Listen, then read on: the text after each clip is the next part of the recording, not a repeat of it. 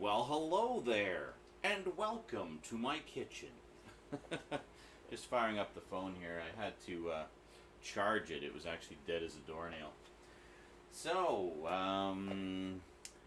yeah, we're going to be making a lot of food today. So, thanks for joining me. What's this? Shoppers Drug Mart receipt. I got a lot of bonus points the other day. I've got 26,000 points now. Or do I have more than that? Hold on. I have 26,700 points. Awesome. Start already.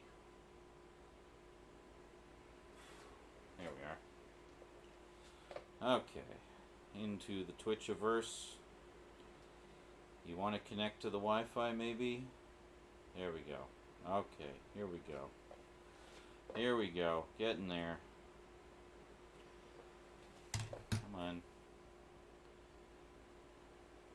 Come on. There we go. Get rid of that. Can we put it on dark mode? Is there a dark mode? There was a dark mode. Where the hell did dark mode go?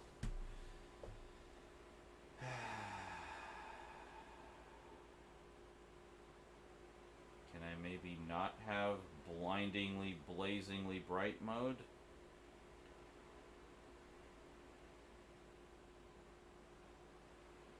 Hold on, maybe I need to go back.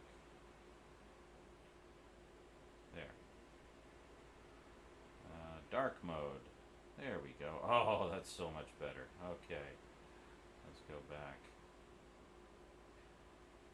Much nicer. Okay, here we go. So today we're going to be making a huge batch of breakfast hash, basically a meal prep. You can see over here I've got a stack of veggies and a full kilogram of ground pork.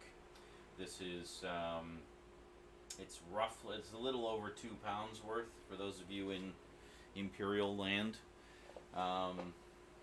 Yeah, so basically going to make a huge batch of it that I can just fry up in the morning with minimal effort and have a good hearty breakfast. So the other thing we're going to be doing, something I've never done before, is we're actually going to be making homemade pork sausage.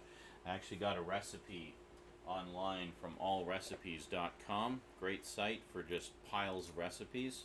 It's got a really nice mix of spices. Essentially, making breakfast sausage is just a matter of having the right combination of spices and a pile of ground pork. And there you go. And then once you've got everything mixed together, you can do whatever you want with it. You can make it into patties and have breakfast patties, or do what I'm doing and basically put it into your breakfast hash, so it's the meat part of the breakfast hash. I've done breakfast hash with just regular ground beef before, and it was fine, just a little bit on the bland side. Another time I actually bought a bunch of breakfast sausages and peeled the skin off of all of them. There was about 2 dozen in there. And then I just kind of mushed up the meat and put that in. And that was really good, actually. It was really good. But I thought, all this is ground pork with spices. Why don't I just look online, find out what the spices are to make breakfast sausage, and there you go. So, that's what we're going to do. Let's see who all is here. So, hello to Trixie Tiger 1995, who never comes here except when food happens, apparently. So, welcome. Toastman is surprised I haven't burned the apartment complex down. Johnny Boy is here, says nice. Toon Man is just laughing randomly. Apparently I missed the context there. And Stoudman says, I await many ows. Yes, well, you've been here before, so you know how this usually goes. Now, because we're making such a huge portion of it, we're basically going to do 2 batches. So I'm going to keep, so basically 1 package of pork. Well, actually, we're going to mix all the pork together. and then we're just going to split it in half. But then everything else, the veggies, very nice. Just going to have one batch of one of each of the peppers, one onion, and then another batch of the same. And then what I have here, the only pre-made part of this is a package of diced hash browns. This is just the local supermarket brand, Western Family. Your supermarket will have their own brand, or you can get your brand of choice, whatever. The hash browns part of it is actually the least important part. The main thing is to have all the fresh veggies and the fresh meat and everything in there. That's where all the goodness comes from.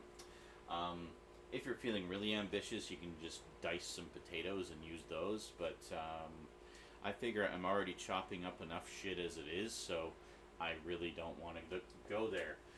So, yeah, that's that. Oh, laughing at Santa Tuna is just laughing. Or you could, dice some potatoes, yes. LOL! Dicing potatoes is funny. Alright, so I'm just going to grab the recipe.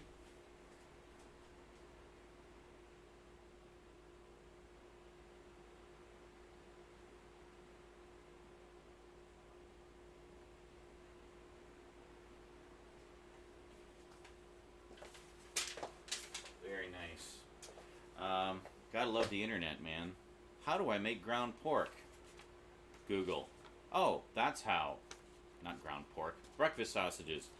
Okay, so we got, if you're wondering what all goes into it, if you want to make your own breakfast sausages, so you need pork, first off, about 2 pounds worth. That's how much this recipe calls for. Then you need salt. I'll give you the portions after. Fresh ground pepper. Let's see what else. We need sage.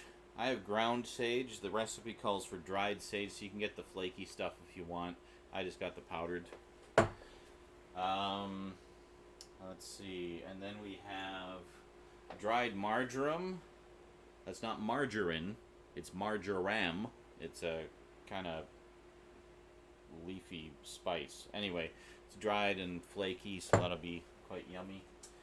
And then, what else? Brown sugar. Brown sugar. I didn't get brown sugar. I got the golden yellow sugar from Rogers. Basically the same thing. So that's fine. And then we have crushed red pepper flakes, so more flaky stuff. This is really good. You've probably seen this in pizza places. They always have a bunch of this and Parmesan cheese that you can sprinkle on it. So I always wondered what the type of pepper it was, but this is it. Red pepper. There you go. So it just gives it a little extra zing. And then finally you just need a little bit of ground cloves. And that's it. So that's your spice mix right there. So basically 6 different spices. 4 spices and then salt and pepper and some ground sugar just for some added consistency. And that's it. So we're not actually going to make the pork right away, because that's actually the easiest thing to make. It's literally just portioning off the spices, mixing them all together, and then smushing it all into the pork, and then you're done. You literally just pile everything into a bowl, and off you go. So the first thing we're going to do is actually chop up the veggies, because I am the slowest sous chef in the universe. This part is going to take forever, so we're going to chat a lot while I do that. So,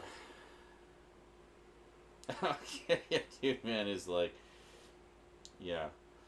Oh, I see. You said that before the potatoes thing. Before I said, yeah, gotcha.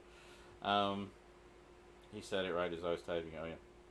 Oh God, the dishwasher door is open. It's like he's trying to set the stage for injuries. The secret origin of Cass is he's actually a failed cloning experiment of Sean. Breakfast sausage. Ground pork. Yes. Alright. So let's just put that there. And we're going to need some of this, so we're going to actually empty out the dishwasher here. close the door, okay? Hoping you guys can hear me okay. The microphone's kind of far away. I'm going to be over here most of the time, but if I'm over here, it might be a little quieter. Sorry about that. I cranked it all up as much as I could. Alright.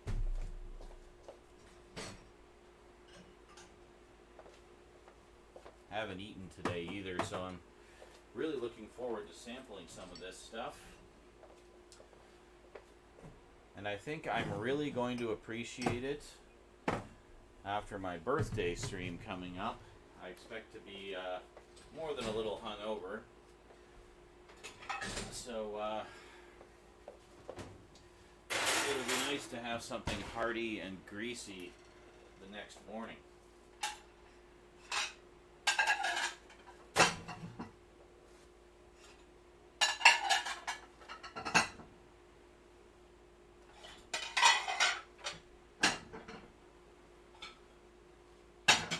All my squeaky plates that Stoudman loves so much.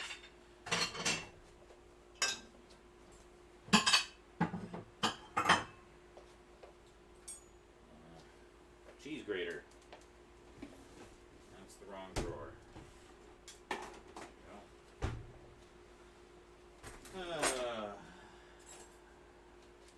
You guys seen this? Have I shown this before? My Coca-Cola bottle pizza cutter. Very cool. Actually, a very quality pizza cutter. Not only is it cool because it's the Coca-Cola thing, but also very sturdy, very durable. You can apply a lot of pizza cutting pressure to it without any worries.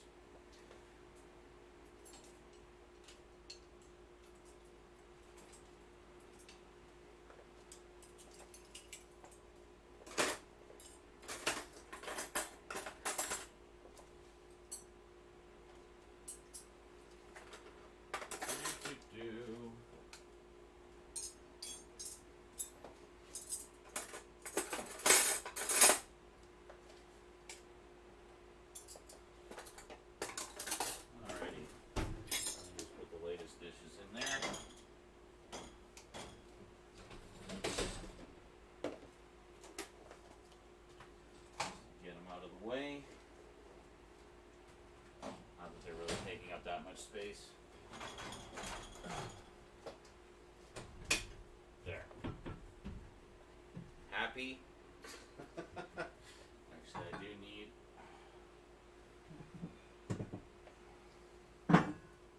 this bowl. Also gonna need this bowl, which needs to be washed. Give me a sec here.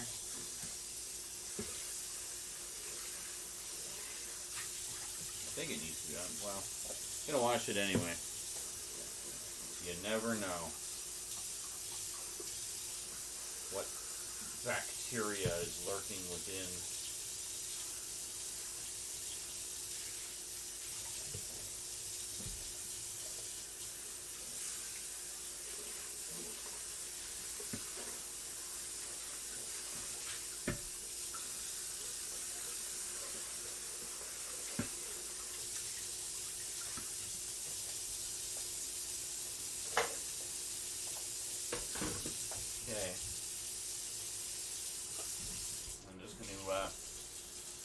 Give the peppers a rinse here too. Wash off all the supermarket spooge.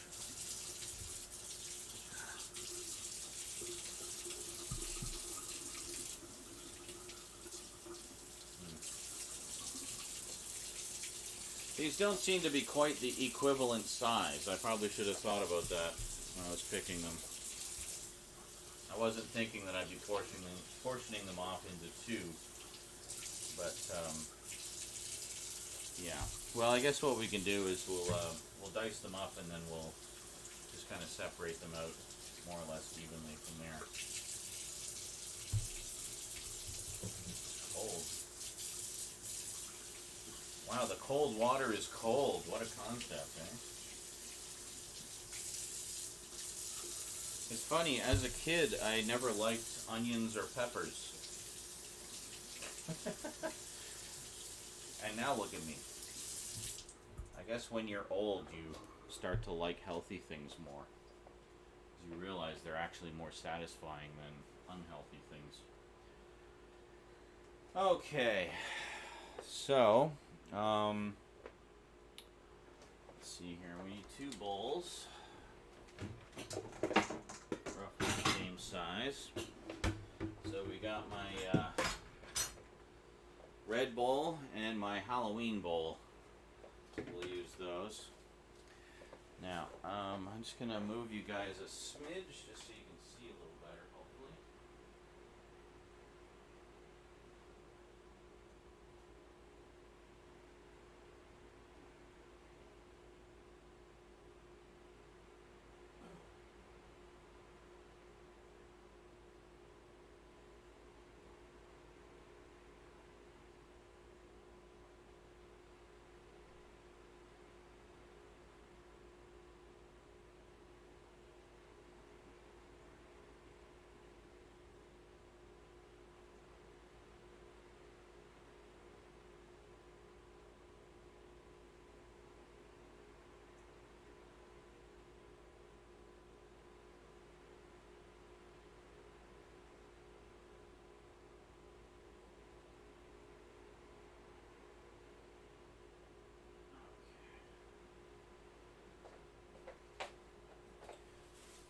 Hold on a second.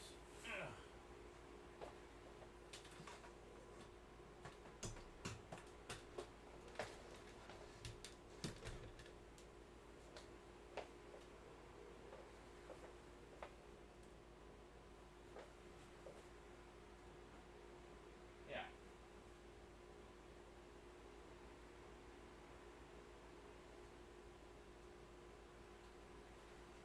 I think that'll work. Okay. So now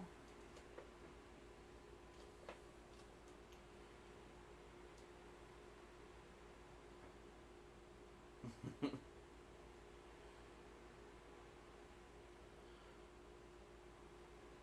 is raw pork. Okay, let's put the dishes away. Yeah, right. I have the same one. Oh, you have the same pizza cutter? Nice. I'm not surprised. I know you like the Coca-Cola merch as well. Let's see.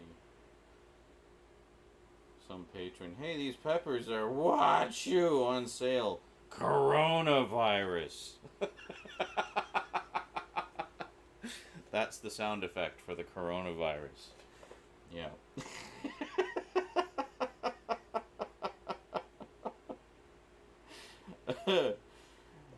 Oh, okay.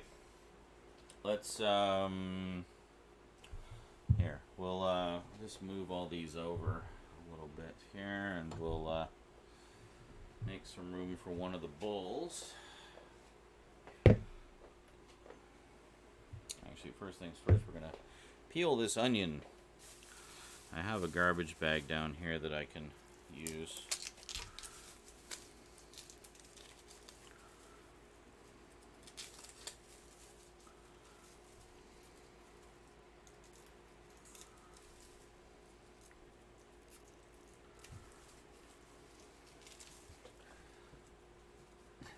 Hey, Doodly Conduct in the house. How's it going, dude? Doodly Conduct?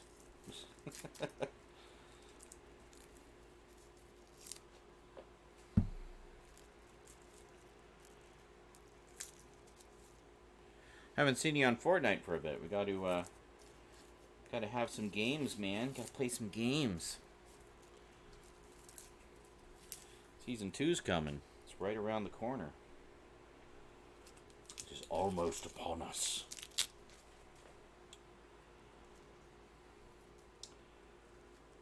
I'll probably be playing some more after this.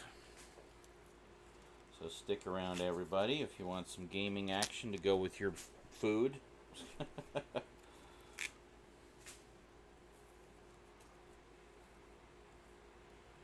Alright, there we go. That looks good. Set it there. These are nice, fresh onions I picked up yesterday. Usually I just get one of the bags of them, which has like a bunch. This time I actually picked over the selections and got what appeared to be the best ones. And I have to say already, I'm noticing these peel a lot more easily than the ones you get in the bags. Just fresher, I guess.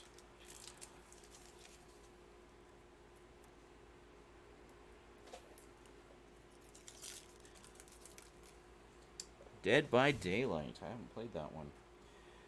Setting your stuff up. Oh, you're going to start doing some streaming, eh? Nice. Excellent. Everybody support Dearly Conduct. He's a good guy, longtime friend. He's been a buddy of mine basically since I started streaming like a million years ago. I think we can take off one more layer here because it's a little rubbery on the outside layer there. Get the dry ones, and then you get the rubbery layer, and then you get the good crunchy stuff underneath, you know? That's what it's all about. How to get the crunchy stuff.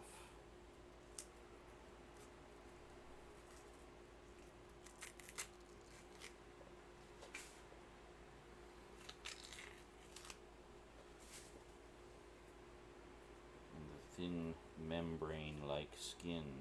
Ew. There we go. Okay. Wow, suddenly this onion is significantly smaller. Damn it. That's alright. There's more than enough here for our purposes. The nice thing about these vegetables in particular, onions and peppers, is they are freezable. So once I get everything prepped here, I can freeze it.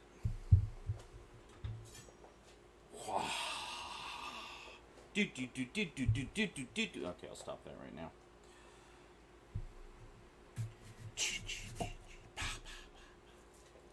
Cooking. Yeah, that was even lamer. Wow. I outlamed myself.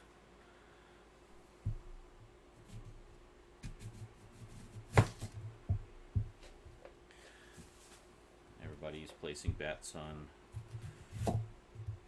when and what type of injuries I will get.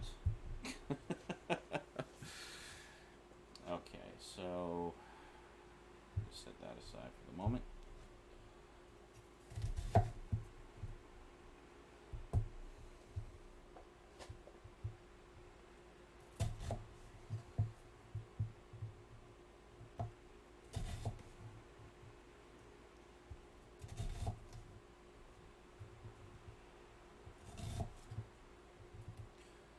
Slowest sous chef in the world.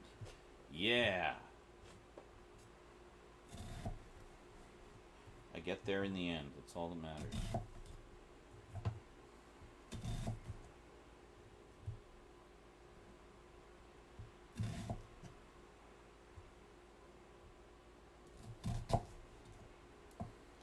Alright, so now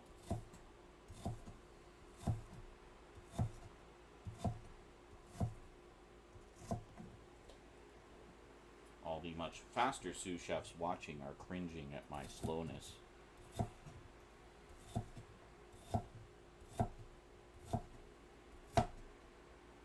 Here, just put them all in there. There we go.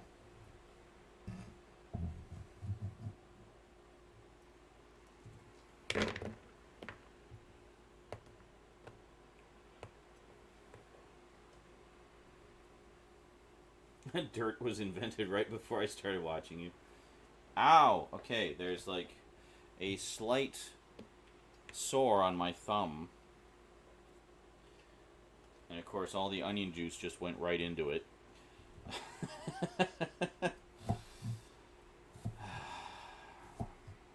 Wonderful.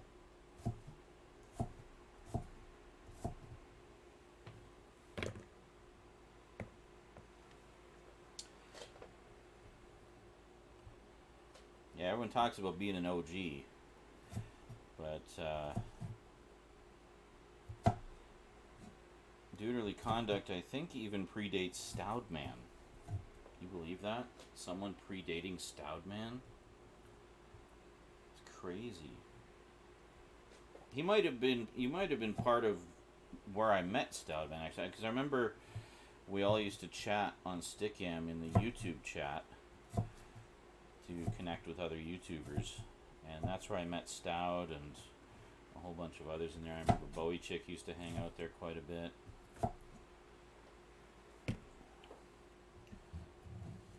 It's good times. I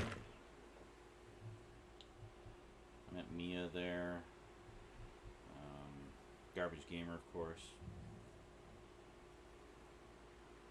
Garbage Gamer was like a super fan of mine. He literally marathoned every single video I ever made up to that point. I was like, wow, dude. Thank you.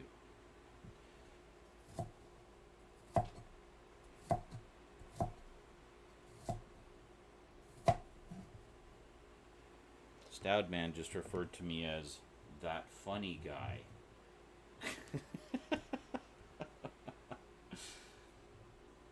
I had double digits up, really? Wow, that's definitely going back. And I think I hadn't even started the Multimedia Chronicles yet. I was still doing, I think, just my regular video blog. And, and then I had a bunch of stuff that I'd filmed years prior to YouTube with my friend Ben that I basically edited together just kind of to get used to editing digitally. And all that stuff is still on, like Thoughts and Being Serious 1 through 4 and all those perennial classics, you know? It's good stuff.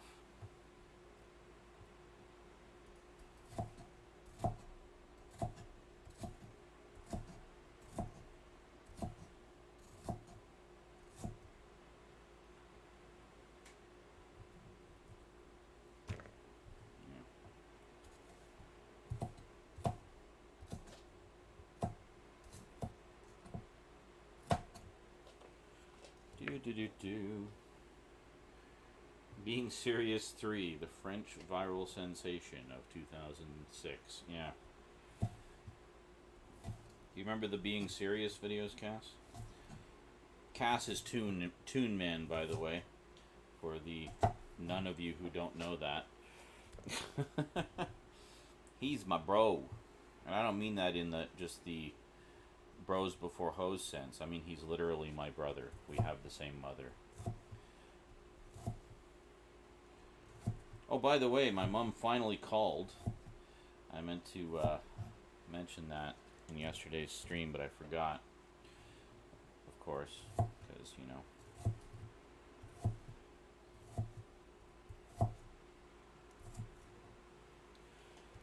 Okay. We almost have one onion chopped. Hooray. Gordon Ramsay would have kicked me out of his kitchen by now. The tortoise from the Tortoise and Hare can chop vegetables faster than you. From Tortoise and Hare, yes. Because he would totally have said that. Alright, there we go.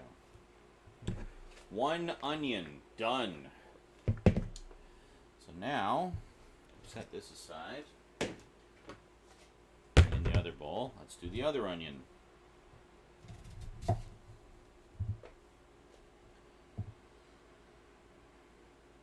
The first one with you cracking up most of the time, yeah. That was the joke. We were trying to be all serious, but we kept giggling.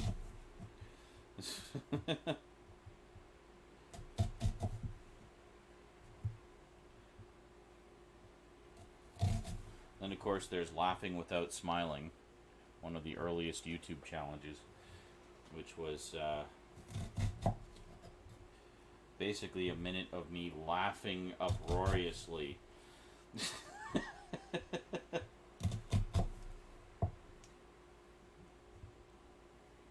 And smiling the whole time, of course, because, you know, if you're going to fail, you have to fail spectacularly.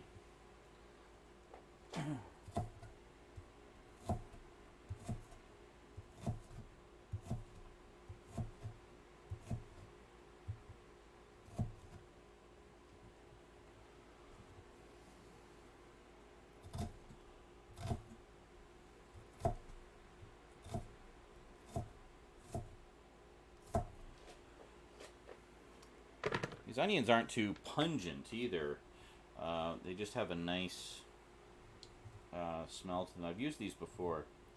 They're quite flavorful and have a nice smell to them when they're cooking.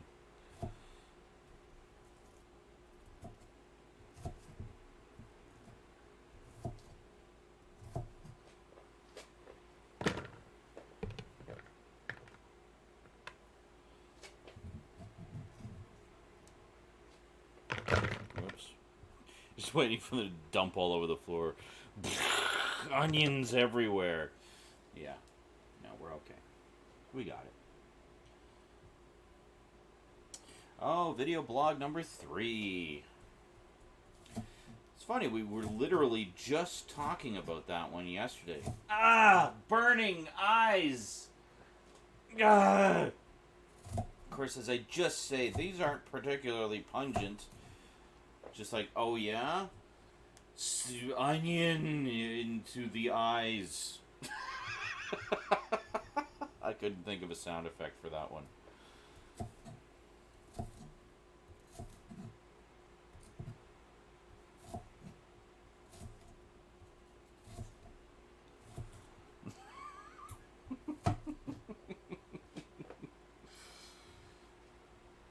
You know, suddenly you just like stinging. Yeah, that's if you've ever chopped onions, you know what I'm talking about. You try to be as tough about it as you can, but it's inevitable. It's gonna happen. It's gonna get you. Because that's the way onions work. They sneak up on you.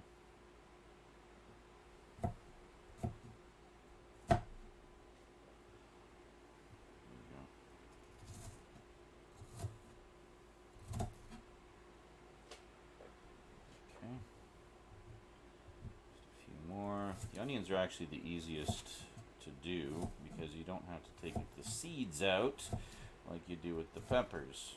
So it's a little easier to manage there, you know.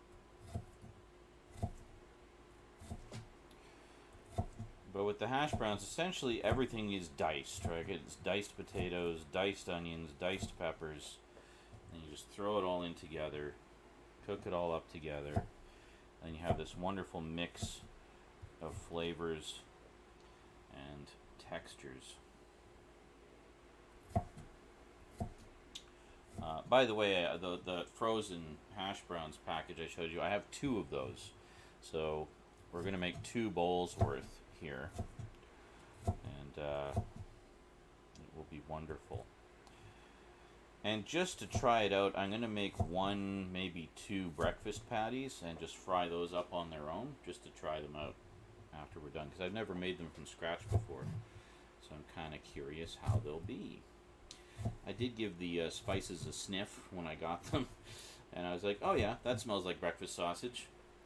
So yeah, good stuff. There we go. Okay, 2 onions done. Now, next, let's do. We'll do the orange peppers, I guess, because we got to kind of divvy these up a little differently.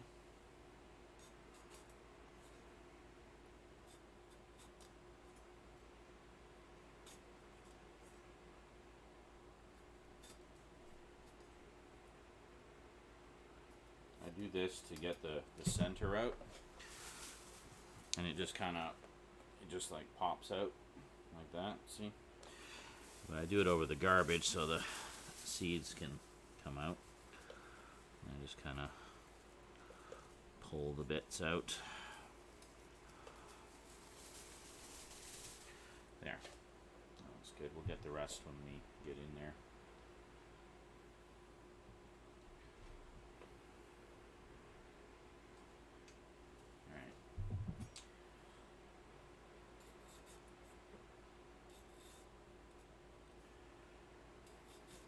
So you were saying, Cass, you're still not quite sold on peppers. What about if it's on like a pizza or something, or like if it's in something rather? Like I wouldn't sit down and just nosh on a pepper, on its own, but I like it in things, you know.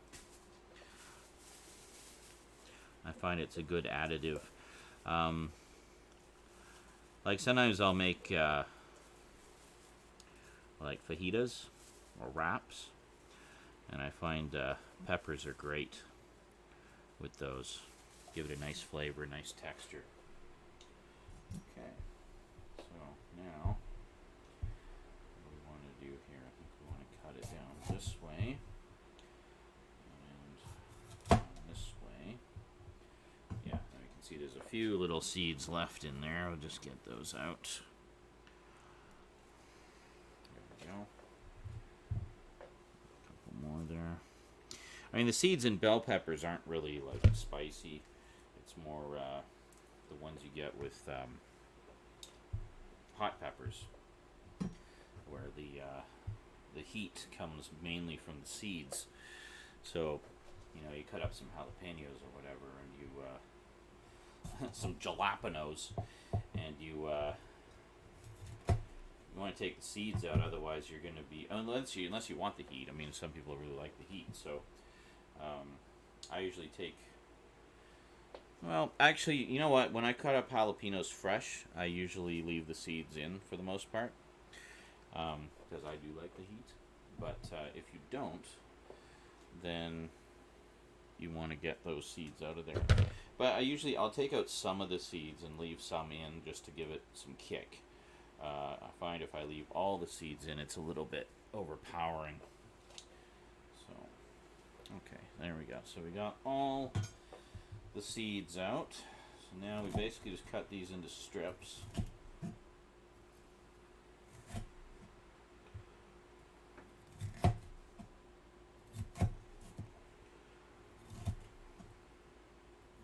And then we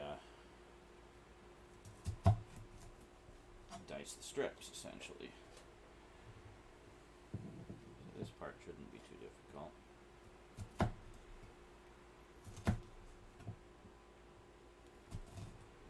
Grab a bunch of them, and then you can do a bunch at once.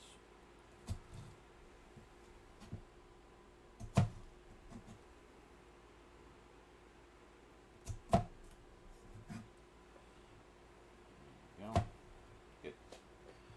So there's that. You know what? Here, what I'll do is put these in here temporarily. While we're cutting them all up, and then we'll portion it off more or less evenly after. Oh, they smell good. There's of course 4 different kinds of bell peppers you can get: green, yellow, red, and orange. I like the flavor of the red and green in particular. The orange is almost more just for aesthetic purposes, but it does have a nice flavor to it as well. The problem is peppers are frickin' expensive, so otherwise I would have got all 4. So instead I just decided to go with the green, red, and orange. That's fine. That's enough.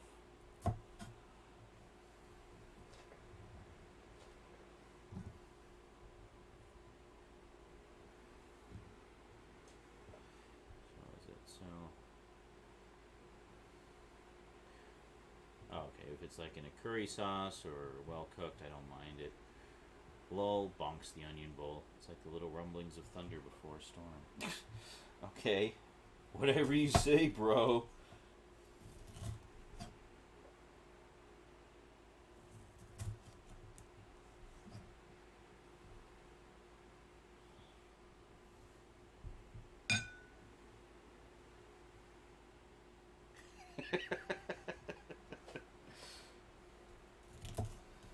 It went tink.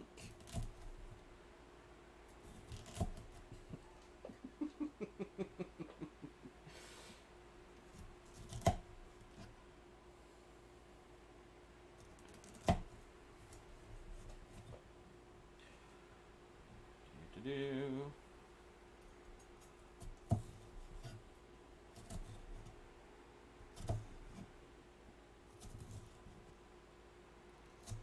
Try to deny that you laughed. I hope you were drinking something at the time, too.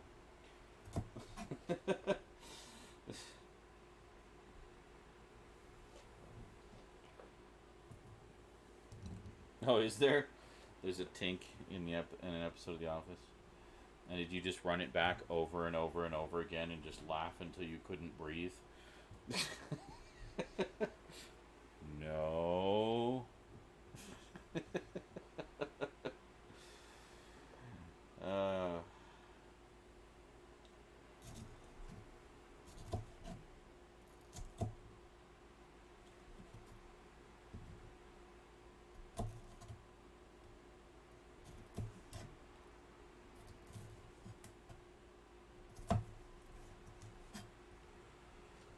Alright.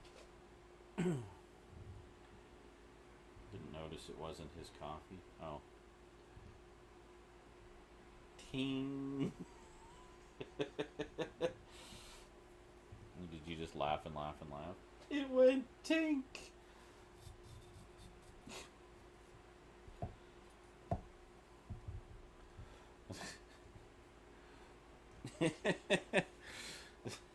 Of course. Of course it did.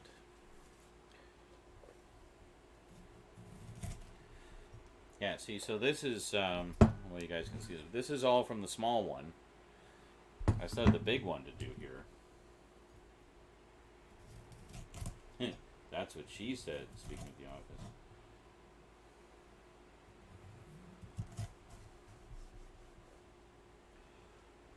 Okay.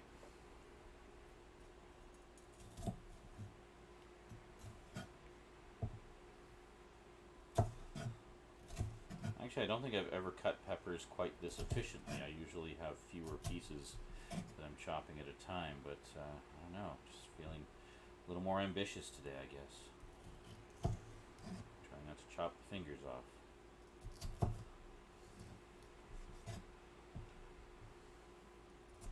I also don't want to be chopping peppers until midnight. Alright.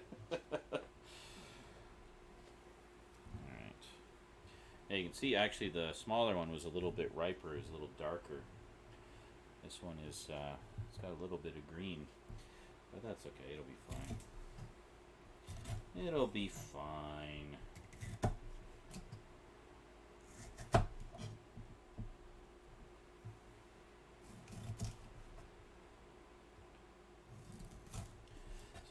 So good. Last time I made this, I made so much of it, and it was like when Rosie was here, it was our breakfast every day. I would fry some of this up, and she loved it, but she got tired of it because we just had so much. So I'm gonna try to make it a little bit more of a treat this time, you know. But I did get what originally gave me the idea to do this was I got one of those sort of frozen pre-made packages of breakfast hash, and I liked it, but Rosie didn't really care for it. So I was like, well, why don't I just use fresh ingredients? Like, I can make this. This is not difficult to make. It's basically just throw the veggies in and the hash browns, and then some meat. And you're basically done. So that's what I did. So when I made it fresh, she loved it. Yeah, she thought, in her words, she said it was amazing. That's high praise from Rosie. When she says something is amazing, that means she really, really likes it. So I made 2 batches of it. The first was just with ground beef, which was pretty good. And then I did the thing with the breakfast sausage meat I was telling you about before, where I bought all the breakfast sausages and ripped them up and put those in instead. And yeah, then we had, that was a good and proper breakfast hash. It's so good. And yeah, it's good stuff. So that's basically what we're doing this time, but we're going to be doing the pork sausage from scratch, which I'm really looking forward to trying. I've been wanting to do that for ages. So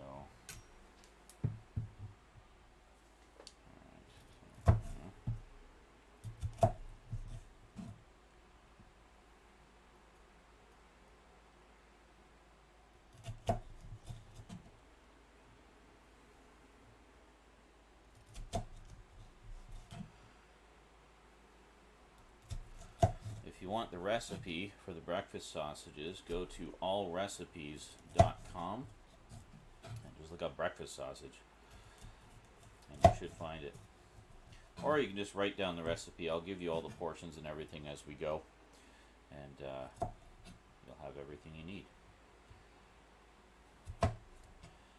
You may already have a lot of the stuff you need in your spice cupboard, depending how well stocked your spice cupboard is. I had to pick up a few things. But the nice thing is it uses such small portions of the spices.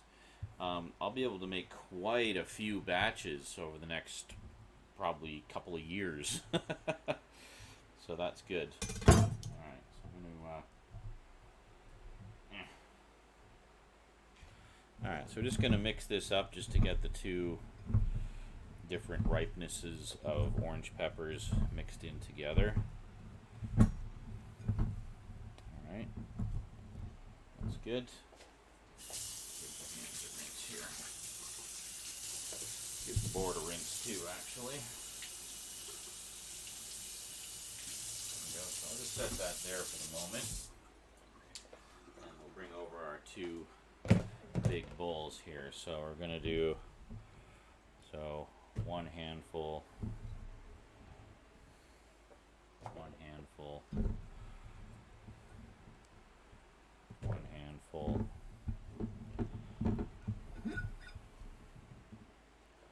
one handful, and then just kind of divvy up the rest there.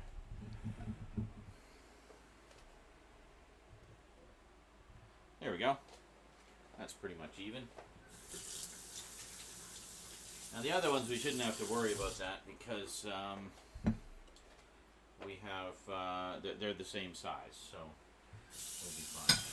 Oops. Tink. All right, so we'll put that one there. Now let's give this a quick rinse. Doesn't matter. It's not like it's meat juices, right? It's peppers, man. It's peppers.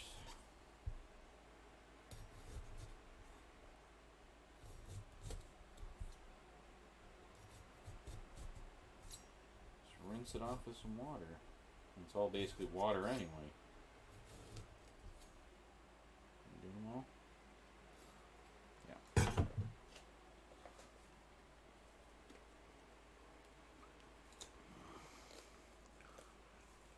Come on. Trying to rip out the guts of the pepper. Alright. Got a lot of seeds on this one, so just go right down the middle. And then again. And again. Already with the peppers and the onions mixed together, we're getting a nice aroma of fresh veggie smells, which is wonderful.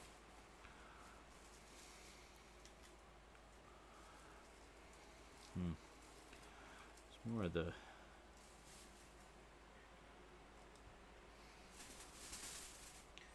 sort of white bits there. We want to get those off.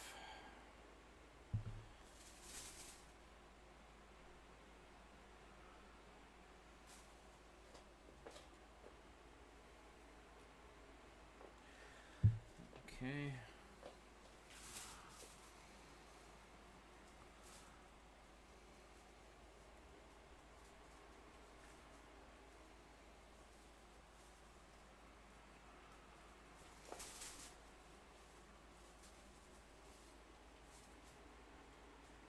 And then seeds out of there.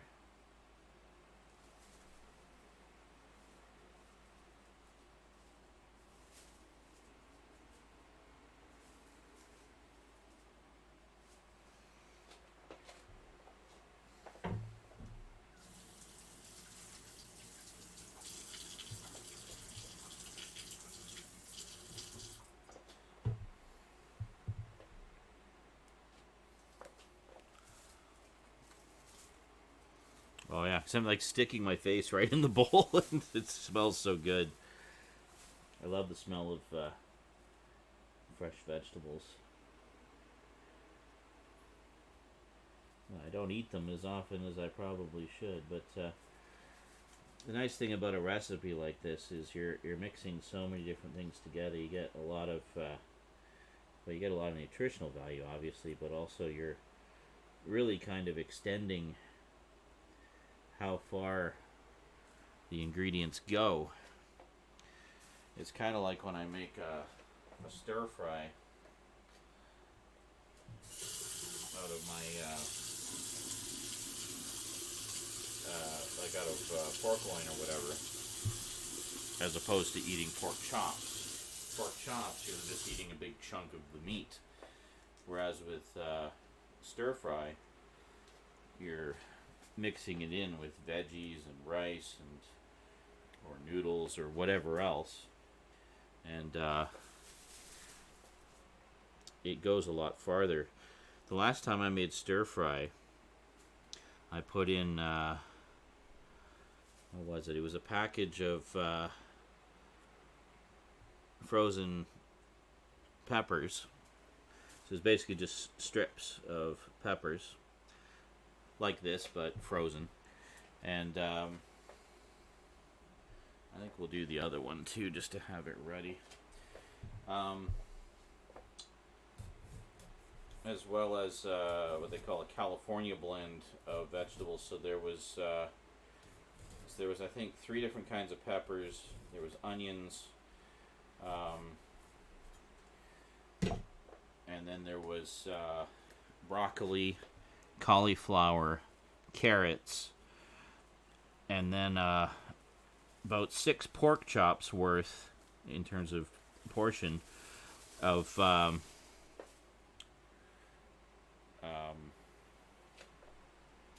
pork. Where basically I cut it up into strips and then fried it up in teriyaki sauce, and used the same sauce with the vegetables. And I ended up with, I have these rather large Tupperware containers, and I used my largest Tupperware container for the leftovers. And this is after Rose and I both had a full meal where we were stuffed. I had so much left over, I could barely close the container. And then it lasted like a week. That's basically from 6 pork chops worth of meat. Normally 6 pork chops is like 2 meals for me. I'll have like 6 pork chops, I'll have 3 pork chops and a meal with a side dish, like rice or something. And then that's it. It's done. But this one, I used the same portion of meat, made a stir fry out of it, and not only did I have, stuff to have leftover stir fry, but I used some of it just cold in a wrap. And I made like tortilla wraps from the leftovers. So, I mean, that different way of preparing it and adding different things to it made it last so much longer.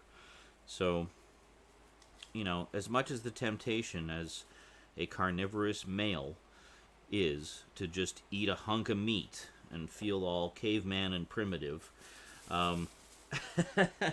make a stir fry, man. I'm telling you, it'll last so much longer. And you don't have to just eat it as a stir fry. You can do what I did, make wraps out of it, and it's so damn good. So, yeah. So that's something I've done a couple of times since, actually, and it's wonderful because, as you know, I like to buy those pork loins, and you get a lot of meat out of one of those pork loins for comparatively less than just buying some pork chops. Or, for God's sake, never buy the pre-cut stir-fry meat.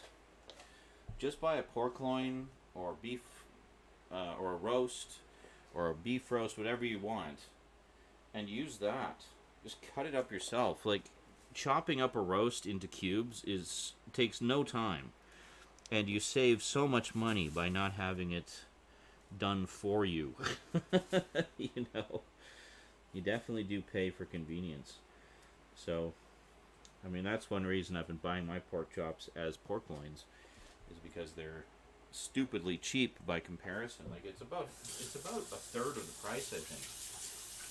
So you get like quite a lot out of one of those. So I'm just going to set this pepper aside, and we'll chop up this pepper first. Let's actually do something a little different here. There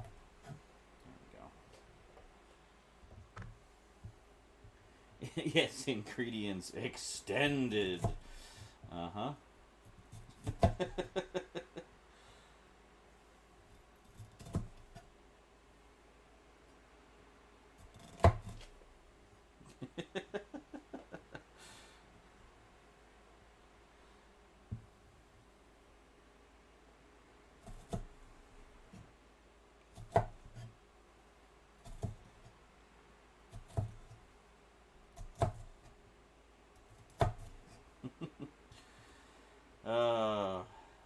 It's true though.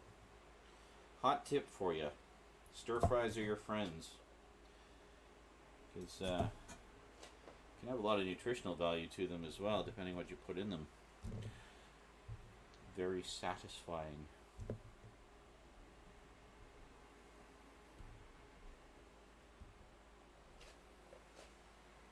All right. Just gonna give this a little trim.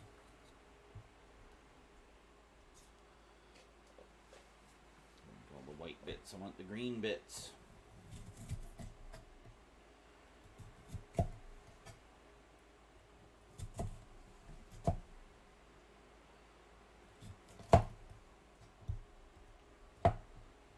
We're finding hidden seeds.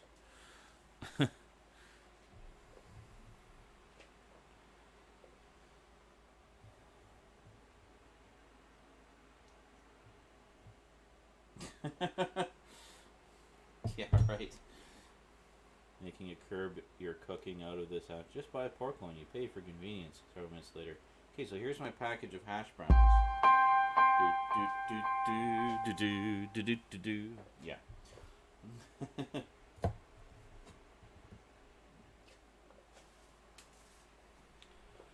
these ones seem to be a little curvier on the ends.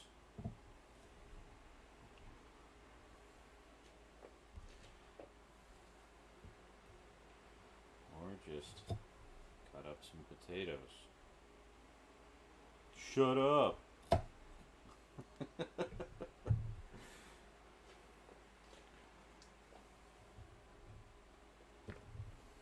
Cutting stuff is hard, okay?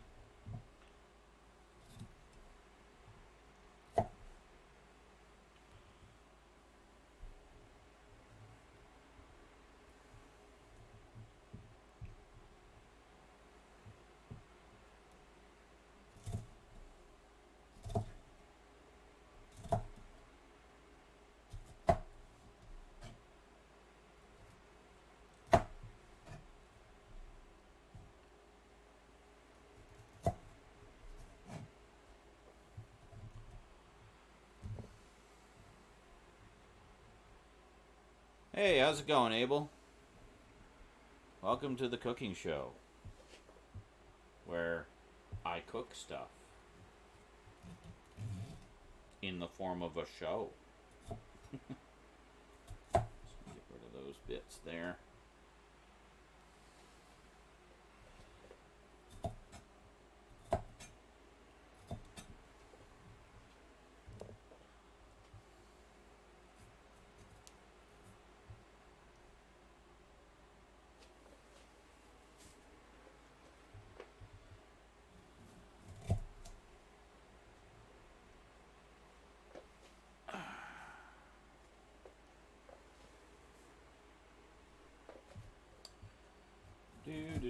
Do.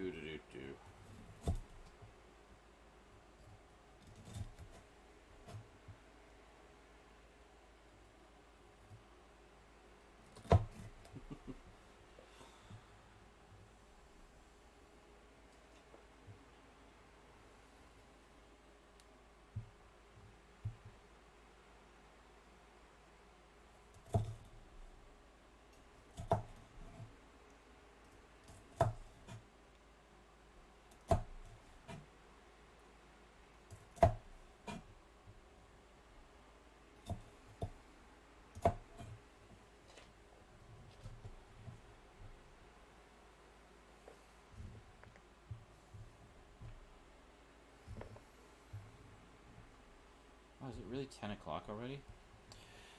Well, I had a lot of preparation to do for this in terms of getting all the stuff I needed for the cameras. It's like, I haven't done one of these for a while. I also wanted to do, you may notice I'm using the titles that I used for the original Cooking with Z streams. And I liked those better than the more recent ones we used, so I basically found the template and recreated the titles for this. So that took some time, just kind of digging up the old files and whatnot. And then I had to find the cables for the camera, and yeah, it's just been a fun time getting all this ready to go. And I was also feeling filthy, so I wanted to have a shower. So I had a shower and a shave. I feel much less filthy now. Filthy! You disgusting pig!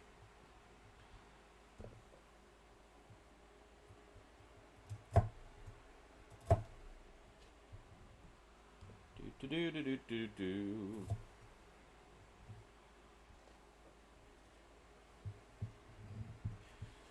Alright, this one's almost done.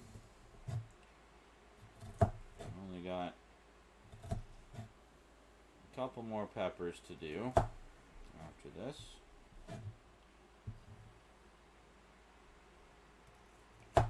One more green and 2 red.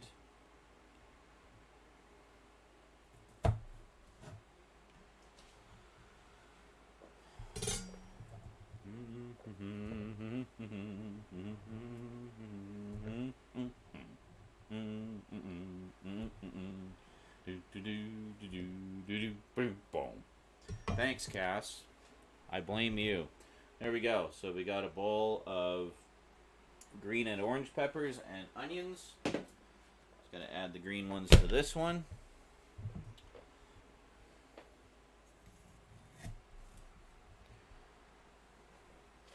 Yes, whenever I make things, I make a ridiculous amount of it.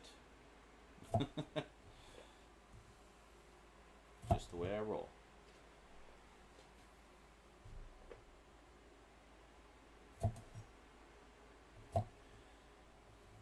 So, Abel, I've been enjoying seeing some of your epic moments in the reruns. I've been running reruns of a lot of the old victories, and man, you had some pretty amazing moments in some of those. Especially some of the build battles you got into. Clutching victory for the team, and yeah, pretty awesome stuff, dude. Thanks for being a part of the legend of Noob Squad.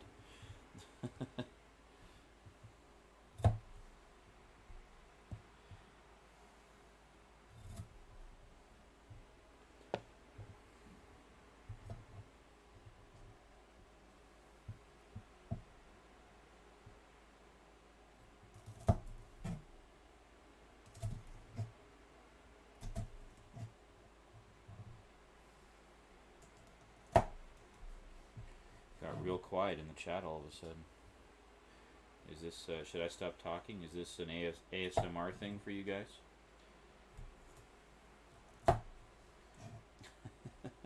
Hey, Tough Kid, how's it going? Speaking of being a part of the legend of Noob Squad.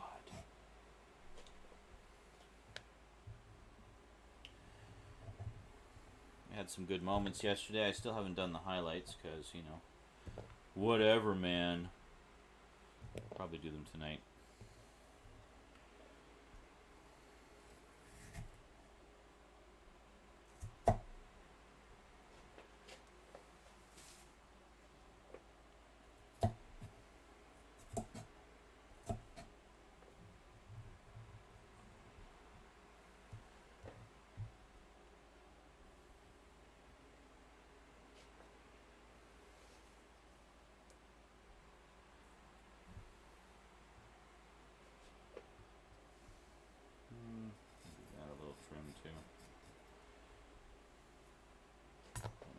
Flavorless white bits.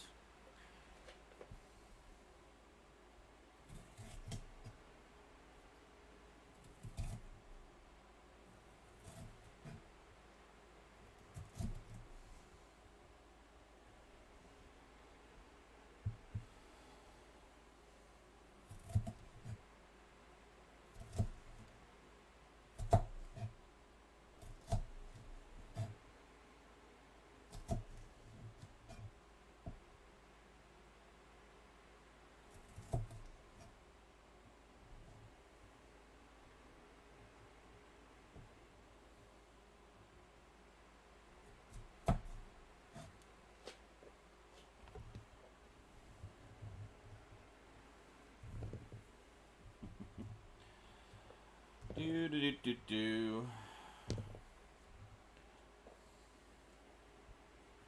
Some of that off of there.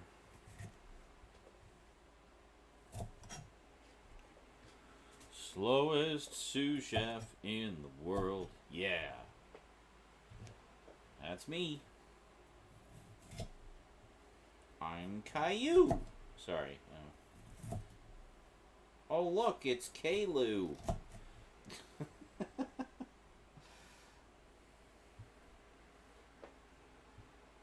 Teaching kids alternate ways to pronounce two L's together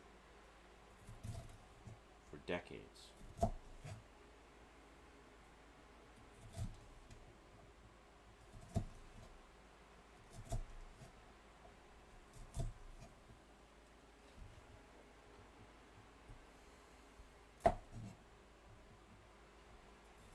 This is why I don't make this very often, because it takes forever. Actually, once everything's chopped up, it doesn't take very long at all. And that's one of the things that's wonderful about it, is for all the prep work, the end result is a quick and easy, hearty, delicious breakfast. So, well worth it, in my not so humble opinion.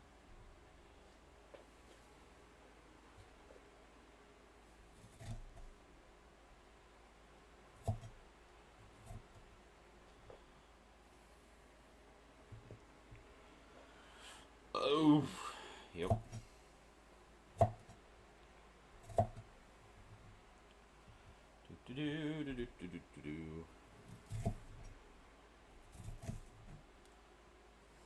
Still pretty quiet out there. What you guys up to? Just chilling to my chill stream.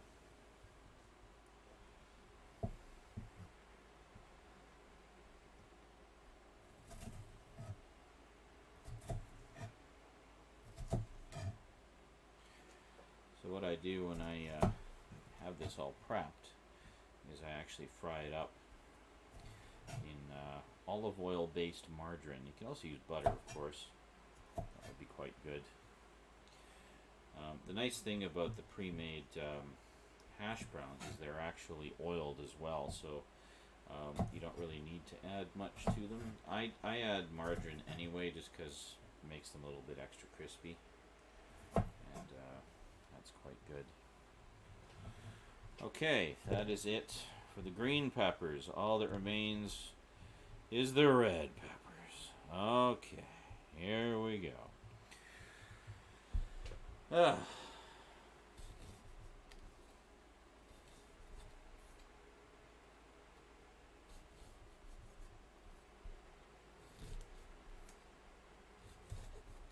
I go fairly deep with the knife.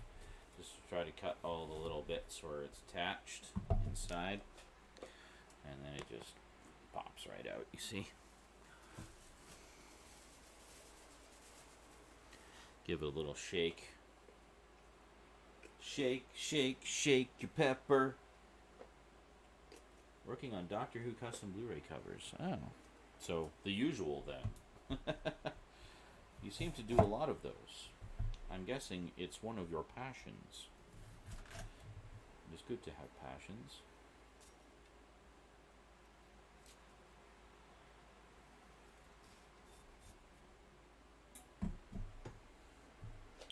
Mad Photoshop skills, yo. Something I never got around to learning. Perhaps one day I shall. I think it's just I haven't really had much use or like much need for it, so I just haven't really delved into it. The image processing I tend to do is on the fairly simple side, so I don't really need anything as robust as Photoshop.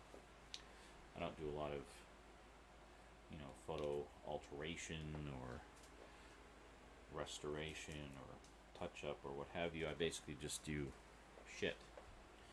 No, I don't do shit. I said shit because a bunch of seeds just dropped onto the floor. I'll do things like remove the background. It makes things transparent, and that's about, the extent of my image manipulation. So I can use them for overlays or what have you. Like, for example, when I'm working on my Halloween videos, I'll get the movie posters or DVD covers or whatever, and sometimes they have a bit of a background to them, like they're JPEGs, and have a bit of a background to them. So I'll take them into paint.net and use the magic wand to remove the background, and then it's nice and transparent and works as an overlay, which is perfect for my videos. But that's about it. That's about all I do for image manipulation. Really exciting, eh? Oh, you make the background transparent. Wow, what talent. Use that magic wand. Yeah.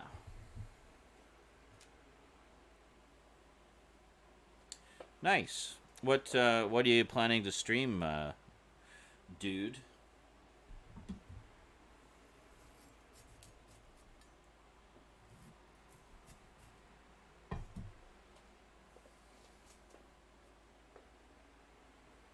I'm guessing some manner of gaming.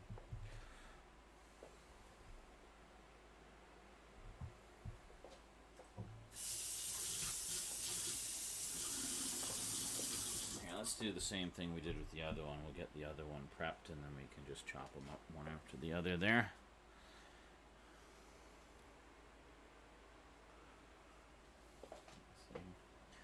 Oh, Dead by Daylight, 1080p, 60 frames per second. Yeah, when I got my second computer, it's actually an Intel-based computer. It was able to do 1080p, 60 frames per second streaming without breaking a sweat. My old AMD, however, it can manage 720 at 30 frames per second. So, yeah, my first, I guess, 1080p 60 frames per second streaming was actually through the PS4, which worked quite well. Looked beautiful. And then when I got the new PC, I was like, well, let me see if I can do the same quality with the PC games, and, well, I could. So, it was a whole new world. A whole new world.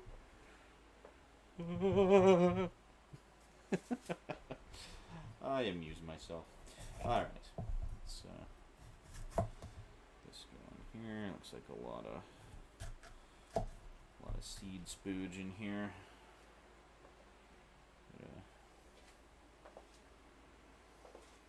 Hang on. These little slices of red go in the other bowl. Because, yeah, that'll make a huge difference. I know it will. I feel it in my loins.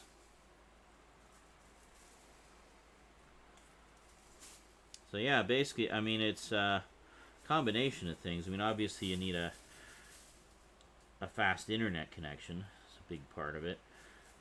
I only have 15 megabits up, and I'm able to stream at that level of quality all the time. So you don't need like crazy speed, but just enough to handle the bandwidth. You also need a fairly fast CPU in your computer, because that's the one that's doing the majority of the grunt work for the actual stream part of it. And then if you got all that, then you should be good to go. And even then, like most modern CPUs should be able to handle it. It's pretty standard these days. We're getting so close to the end of the chopping things up phase. I'm so excited. So excited.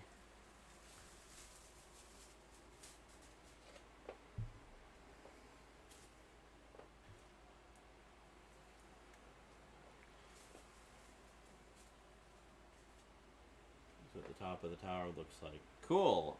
You can't post links in here. but I'm sure it looks awesome, whatever it looks like.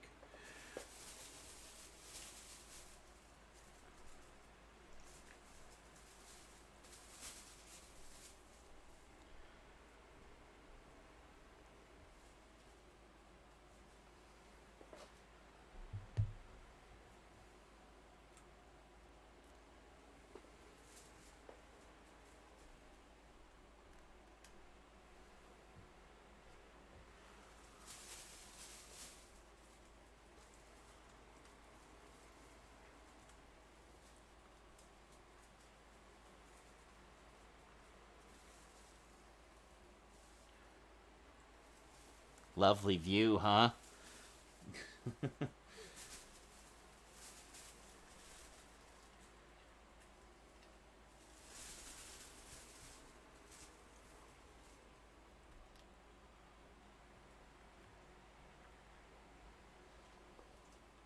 Almost got the last of the seeds out here. I know, I'm very anal about this. Most people probably wouldn't even care. They just leave the seeds in. Well, I'm not most people, okay? I'm me. I'm the best me that I can be.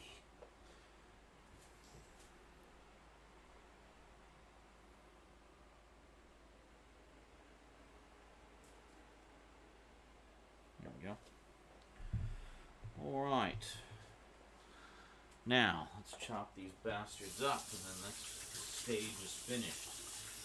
This is the most pain in the assy stage. After this, it's smooth sailing. Alright.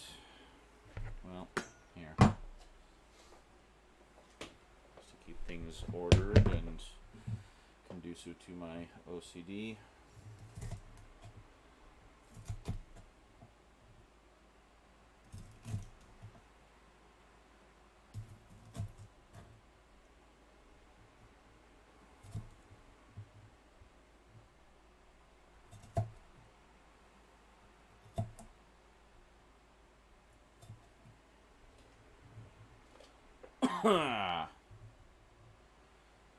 Send them face. Oh, yeah.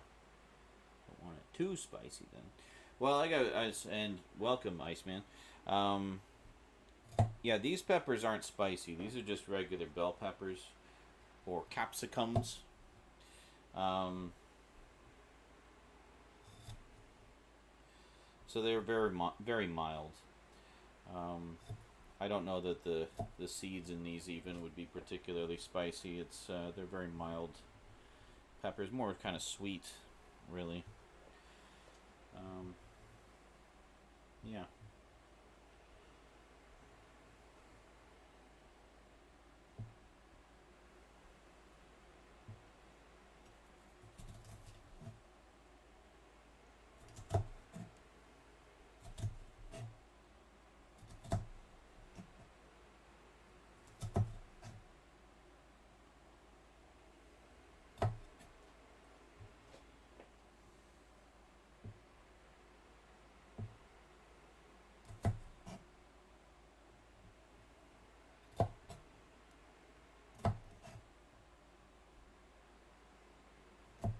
There we go.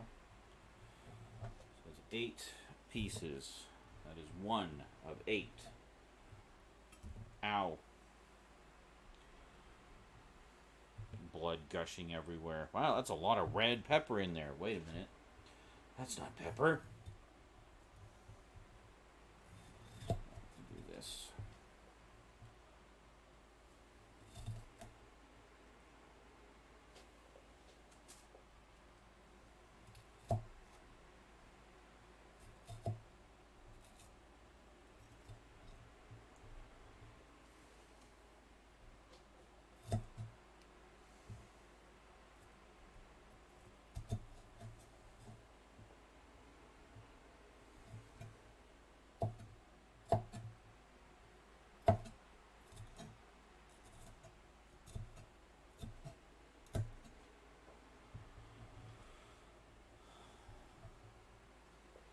Interesting announcement of Mel Creek with the Inner Sanctum Mysteries. Yes. I didn't even know there was movies. I'm assuming it's loosely based on the radio show. I have a set of the radio series somewhere. It's actually available on archive.org. It's public domain now, so I've listened to a few of them. They're quite good. You know, your typical sort of horror anthology, Twilight Zone-esque kind of thing. But it's quite good. I think we've listened to a few of them on Old Time Radio Madness before.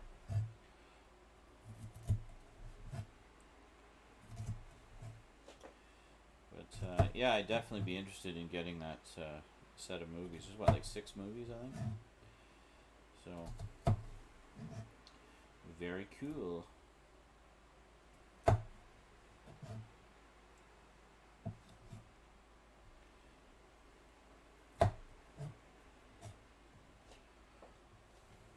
Hey, Spielman, how's it going? Yeah, who put ketchup in my breakfast hash? Actually, when I was a kid, when I would have scrambled eggs for breakfast, I would always put ketchup on it. Just slather it in ketchup. Like a heathen. Actually, I still like scrambled eggs with ketchup. But that's the only kind of eggs I really eat with ketchup. That's it. Just the scrambled kind. But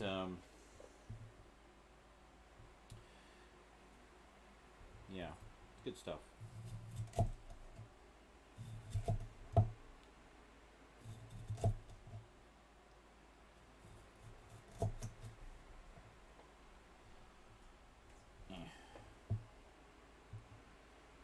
Getting so close to done with all of this pepper chopping. I'll be so happy when this part is done.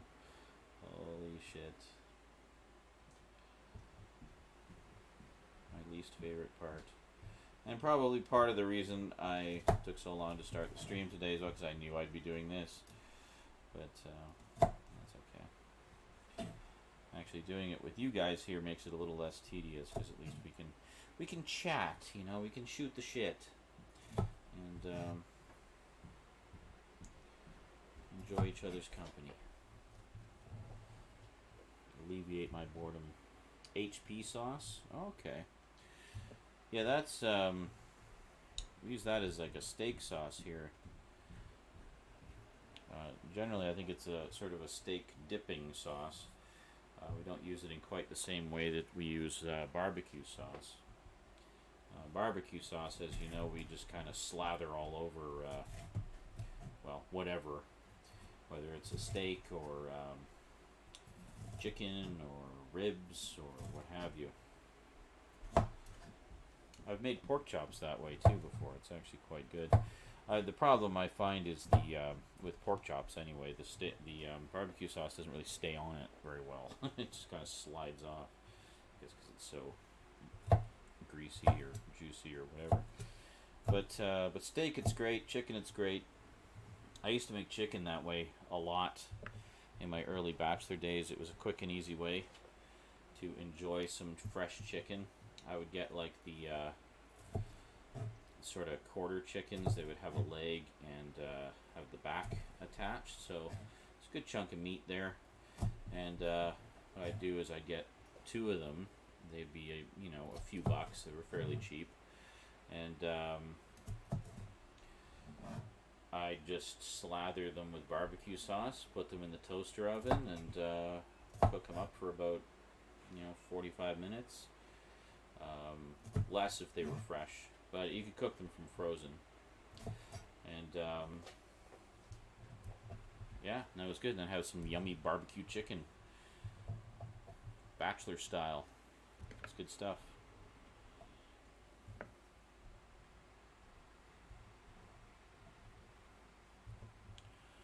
Okay, this one is done. Got all 3 peppers and onions in there. One more to finish up, and then we'll make the meat.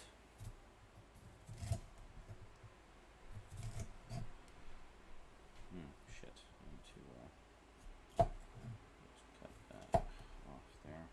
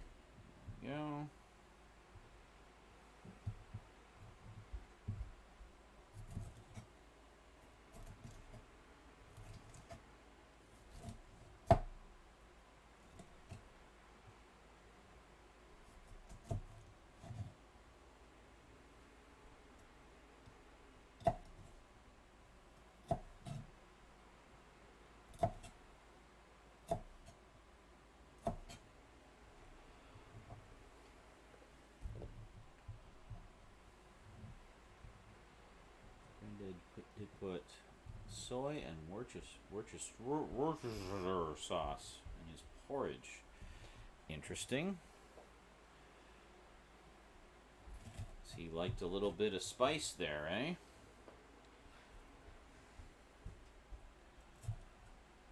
I find as I get older, probably just due to the slow, gradual deadening of the taste buds, I do kind of like things a little spicier. Like I never used to put pepper in much things other than as a basic seasoning when I'd make steak or pork chops or what have you. But now I add pepper to a lot of things, and I find it gives it a little bit of extra texture as well as a little bit of extra zing, extra pep, if you will. Yes, yes.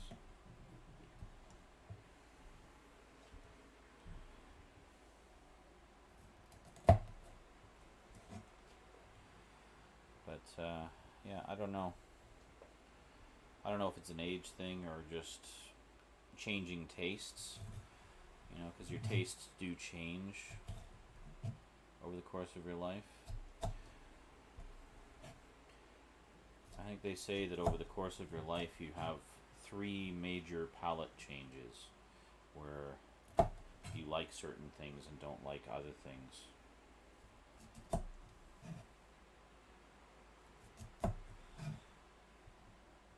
think for me, whatever the last palate change was the one that opened me up more as far as enjoying different flavors and stuff. Like I said, when I was a kid, I didn't really. I would eat peppers. Like I know when my dad would make barbecued steak for us, he'd always barbecue some red peppers as well. And I mean, I remember thinking they were okay as a kid. I didn't really mind them, but I wouldn't like go out of my way to have them or anything. But you know, of course, mom and dad would always insist that I eat them because veggies and stuff. And I was like, okay, so I would eat them, and it's, you know, it was fine. And the way that he would do them were really good. Actually, he would kind of sear them a little bit on the outside, like on the skin part of it, and then the inside would be nice and soft. I still remember that flavor from when I was a kid. They were quite good. Even though like it's not something that I would normally consider eating. But now, I mean, look at me. I'm chopping up red peppers here. You know, you had told little kid me that I would be doing this someday, putting a huge batch of peppers and stuff into some hash browns. I'd think that you were crazy. You know, it's like no way. When we get pizza, we usually get 2 pizzas. We get one for me, which would be just like pepperoni mushroom, and then my parents liked green pepper and onions, and then you know some meat as well. So after finishing off the leftovers of mine, I would eat the leftovers of theirs, and what I usually would do is I would pick off all of the peppers and onions. So I'd be digging around in the toppings, getting rid of the peppers and onions. Now, it's not uncommon for me when I order pizza, I'll get like a meat lovers or something with mushrooms, so just kind of, you know, pepperoni mushroom, but with more varieties of meat on it. And then I'll get like a deluxe one, which has, guess what? Green peppers and onions on it. So without even realizing it, even though I was picking the stuff off and occasionally eating it when I was a kid, I was actually developing a taste for it.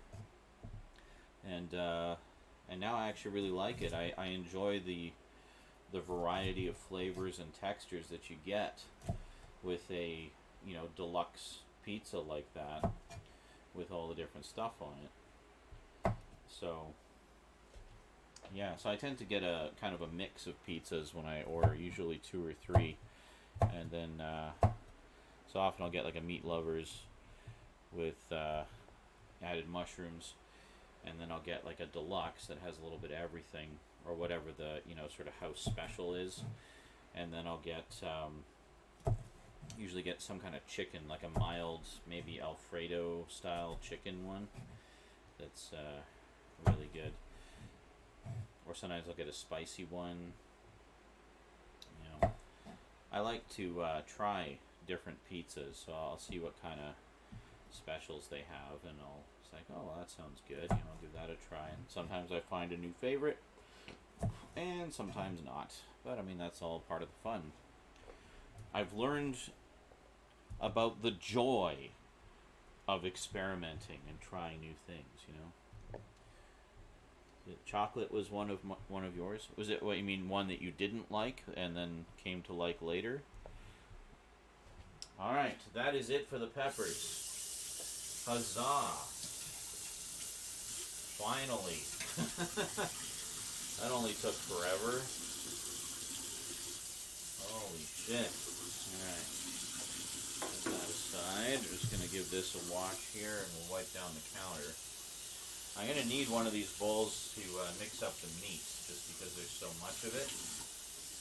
But one thing we're going to do is we're actually going to pre-cook the meat as well. I guess we could just put it in raw and then it'll get cooked when we heat it up later, but I like to pre-cook it because I find it crumbles better that way. And it's alright to have your pork well done anyway, right? So, not too worried about that. Okay, there we go. One nice thing about this cutting board, it's small enough to fit comfortably in the dishwasher. So usually after, well, in particular after cutting meat on it, I'll put it in the dishwasher to clean and sterilize it. But also after doing a lot of sort of pungent vegetables like that, I find it's a good idea to run it through the dishwasher as well. Alright, so just gonna give the counter a wipe here.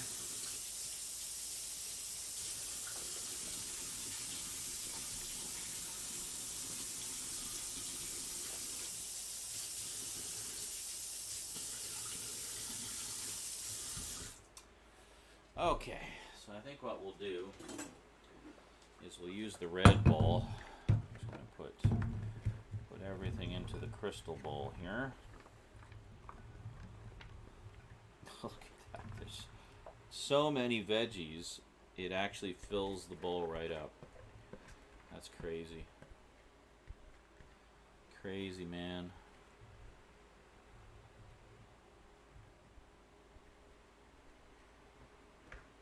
Go. Look at that. That's just the veggie portion. That's without the hash browns even. That's without the meat. That's just the veggies. Craziness, man. Okay, so set this aside. Now I need to find measuring spoons. I hope I have some. I think I have some. Let's see.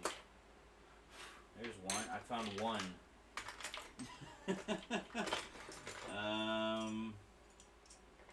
Found one for a half tablespoon. That's great. Put over here. Anything over here? Uh-oh.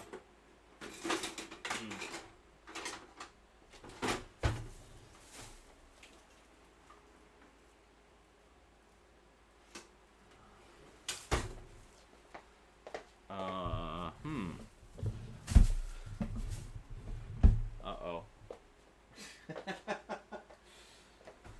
Uh-huh.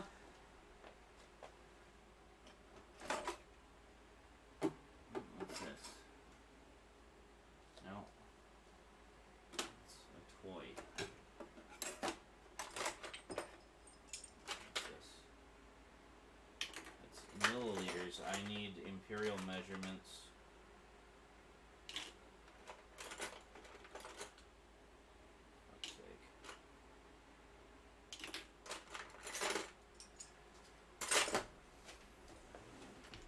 Okay, I found some measuring spoons that measure everything in milliliters. That's not going to help.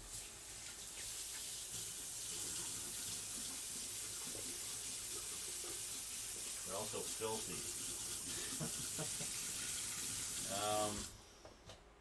I don't think I've ever used these. Okay. Oh, wait a second. Rosie has a cooking set here. There might be measuring spoons in there. Let me take a look.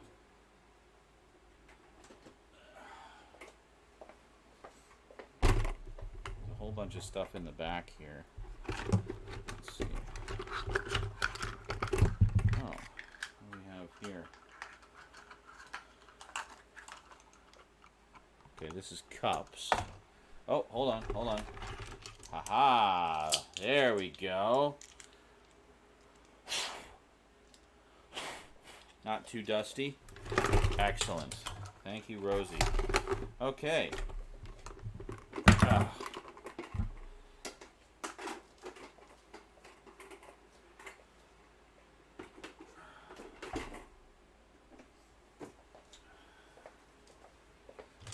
Okay, this is perfect. So we got 1/8 tablespoon, 1/4 tablespoon, 1/8 teaspoon, 1/4 teaspoon, 1/2 teaspoon, 1 teaspoon, 1/2 tablespoon, 1 tablespoon. Perfect. That's all exactly what I need. Excellent. Chocolate was definitely one of mine. Never liked it as a kid, but grew to like it. Oh, yeah, that's right. I remember. You were all about vanilla. You didn't like chocolate, but you loved vanilla. Yes, after 90 minutes, the peppers are done. I know, right, eh? Crazy, man. Crazy. Okay, so first things first. Let's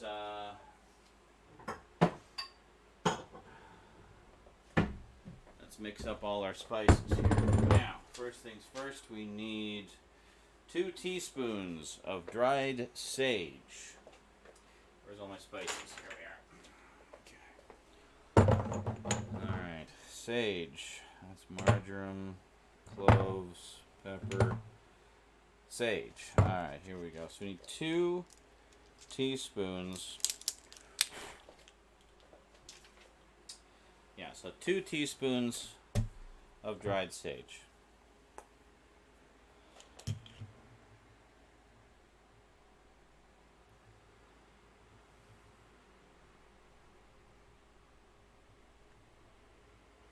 This stuff does not come out easily. Oh, crap.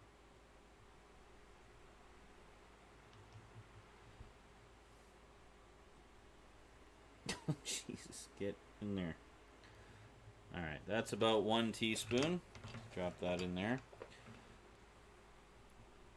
This, the sage is the stuff that has that distinct smell that breakfast sausages have. So that's why, obviously, we need a lot of this, so...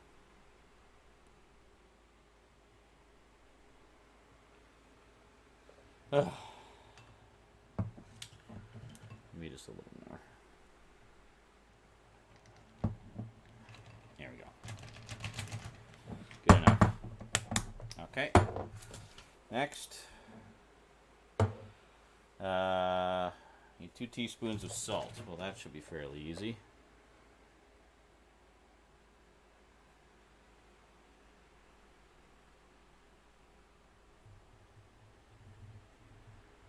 Except this salt shaker takes forever, apparently.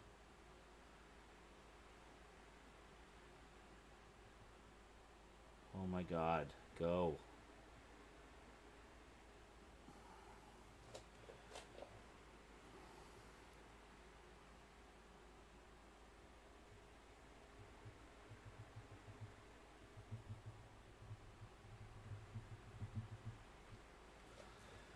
There, that plus the you know what?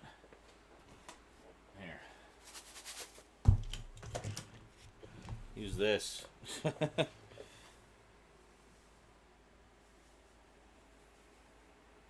There we go. Okay, so 2 teaspoons of salt.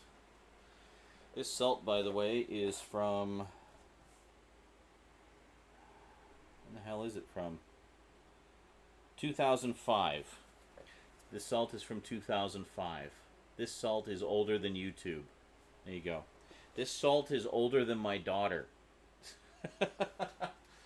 But, you know, it's salt. Salt literally keeps forever.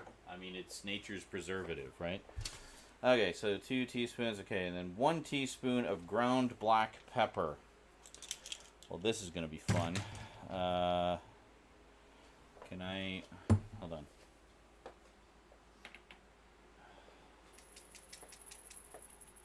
There.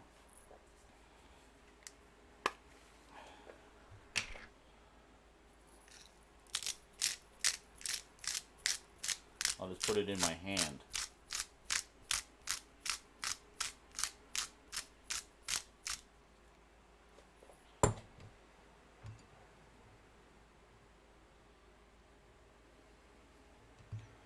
Yeah, that's about half of what we need.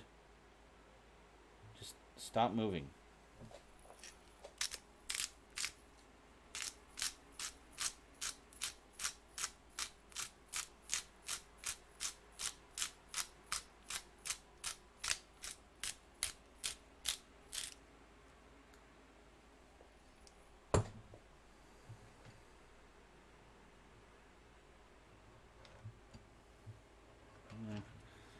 Maybe just a little bit more. I can just eyeball the last little bit here.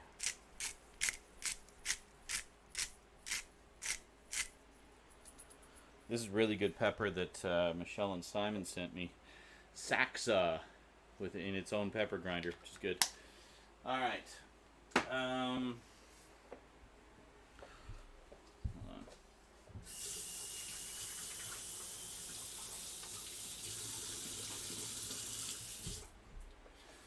Okay, so we got the salt, the pepper, the sage. Next, we need a 1/4 teaspoon of dried marjoram. That's this stuff, the marjoram leaves. So it's 1/4 teaspoon. This one.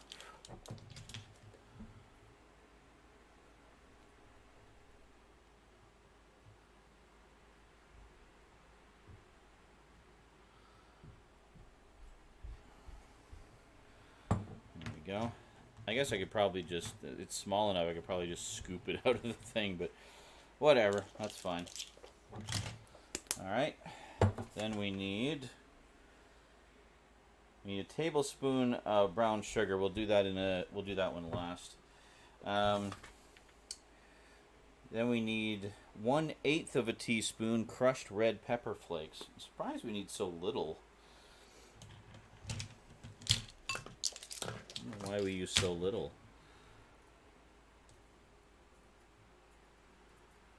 Well, if there's a little too much in there, whatever. It's red pepper flakes. It's good stuff.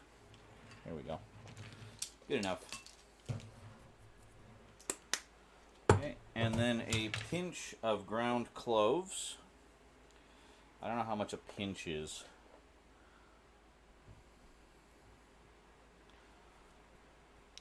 I don't know, I'll just sprinkle some in there. There. It's a nice smell to it. Okay, and then the brown sugar. Brown sugar, we need 2 tablespoons, right? That's the big one. 1 tablespoon. Okay. So 1 tablespoon brown sugar.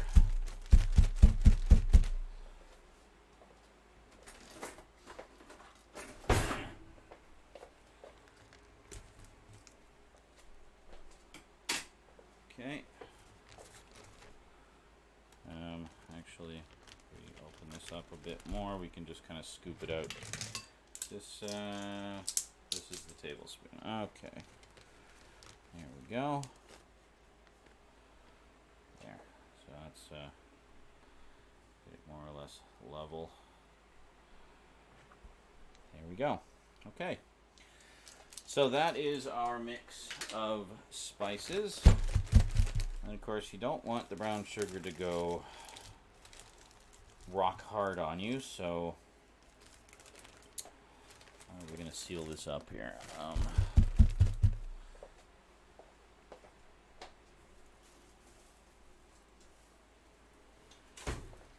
Brown sugar I used to use for cereal, like when I would eat Rice Krispies, for example, or like you know, one of those bland unsweetened cereals like Rice Krispies or Corn Flakes, and I would sprinkle brown sugar on it.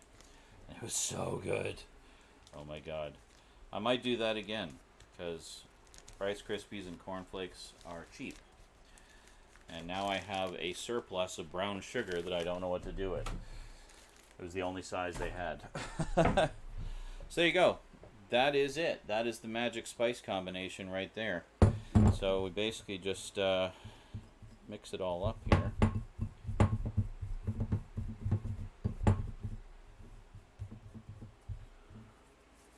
There you go.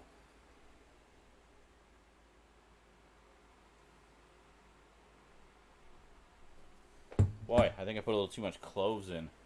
I'll put a little bit more sage in, actually. Sage is the magic stuff for breakfast sausage, so.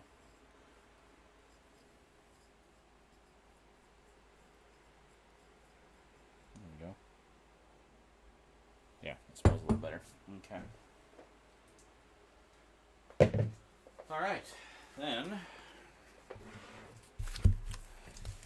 So to recap, if you're writing this down, you need 2 pounds of ground pork, 2 teaspoons of dried sage, 2 teaspoons salt, 1 teaspoon ground black pepper, a 1/4 teaspoon dried marjoram, 1 tablespoon of brown sugar, an 1/8 teaspoon of crushed red pepper flakes, or to taste. I like a little more because they're tasty, and 1 pinch of ground cloves. And there you go. And then what you do with it is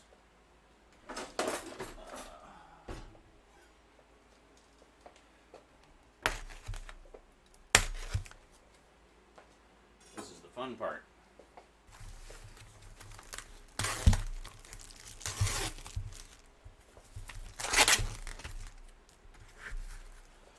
Basically just take your ground pork, throw it in the bowl. Okay, we're fine.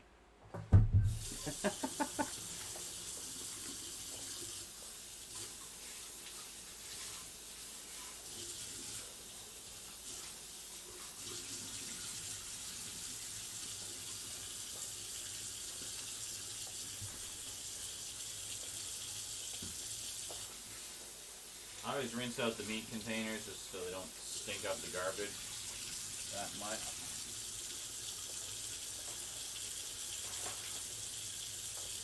I'll be taking that out tomorrow anyway.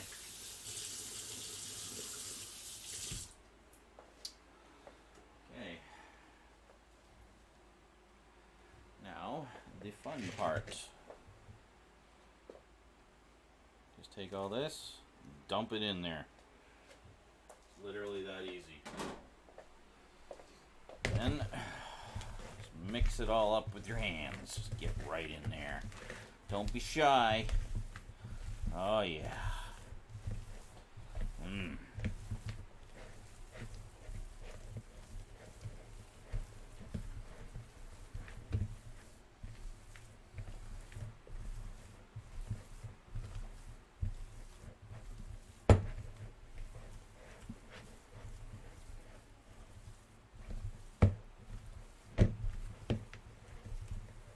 Yeah, see, because the thing with ground pork is it's very kind of sticky and gummy, so that's why I don't just put it in raw with the hash. Actually, I'm going to cook it up first, and then then it crumbles better and mixes in better. You know. Okay. Perfect. It smells like breakfast sausages in there. Literally the amount you can pinch between your fingers. Okay, well I put way too much in there then. That's okay. I'm sure it'll be fine. What's a little ground cloves between friends, right?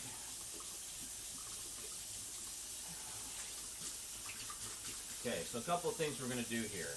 First off, I want to try some of this, so I'm going to make a patty, and we're going to fry that up in a little pan, and then I'm going to fry the rest up in the big pan.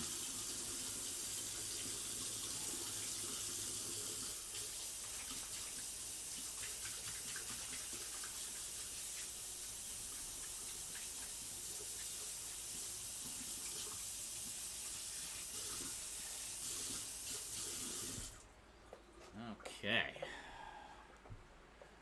Something other than pork chops, right?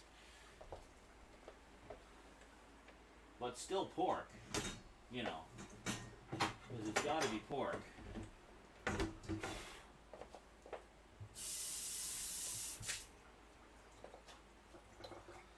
All right. Okay, let's move you guys back again. Hi, how's it going? How's the frame rate, by the way? Are we still good? Are we still 60 frames per second? I can't monitor it from here, so I have no idea. Alright, so we're just going to take a piece of this here. Just a little, well, maybe a slightly bigger one. And then basically just roll it up like so. Flatten it into a nice patty.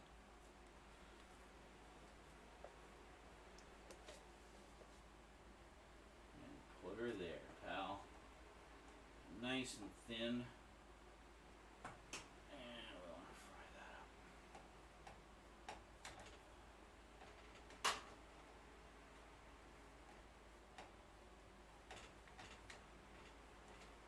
There we go. Then the rest, we'll just go right in there.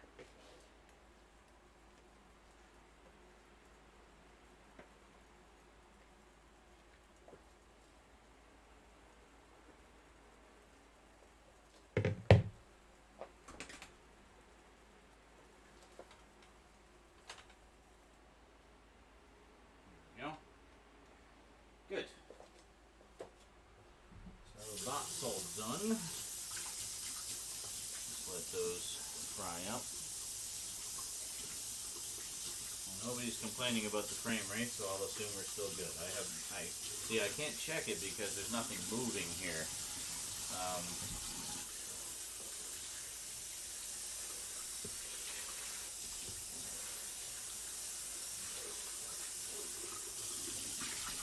If I run over to the computer to check it, well, there's nothing moving, so I can't really see.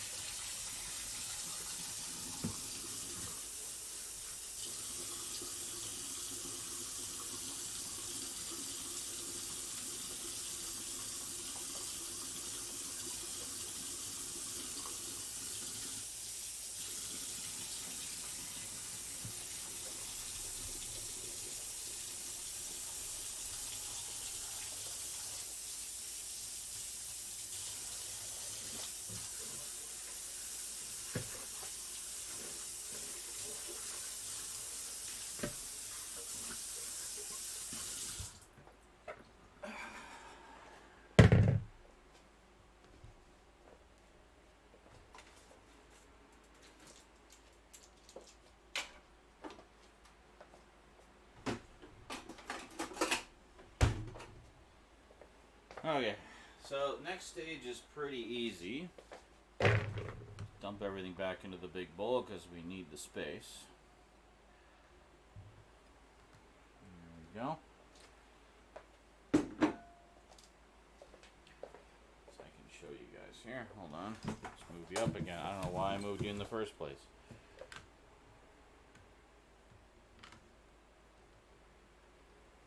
There. You see the counter again? Should be able to see the counter okay. Thanks, Clarity. Okay. Yarg. So the only pre-made part of this whole thing, the frozen hash browns. So as I said, we got two bags of them. That's why we did 2 bowls of stuff.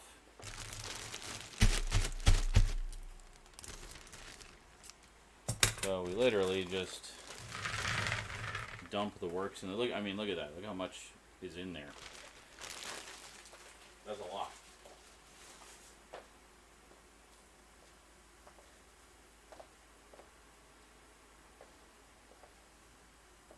And do the same with the other one.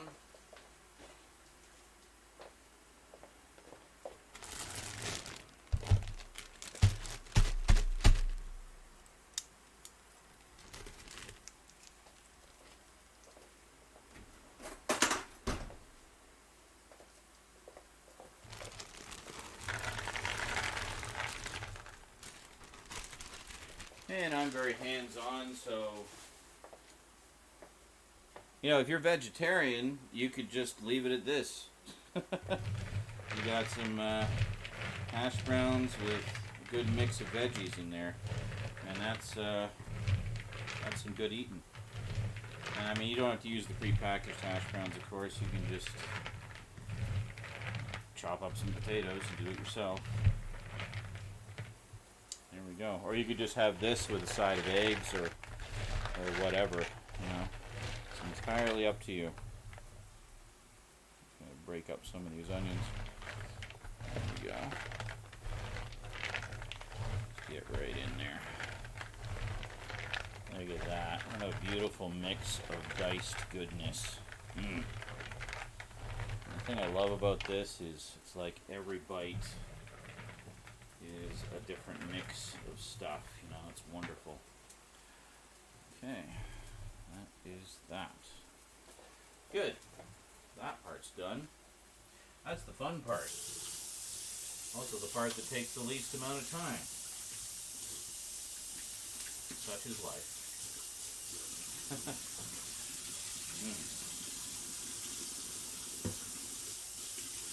Okay, that sausage meat's smelling really good over there.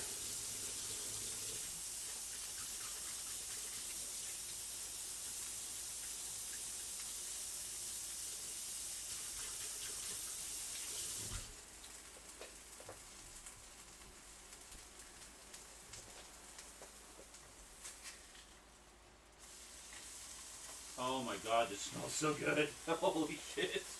Okay, I think we found a good recipe here, folks. So this we just want to break up.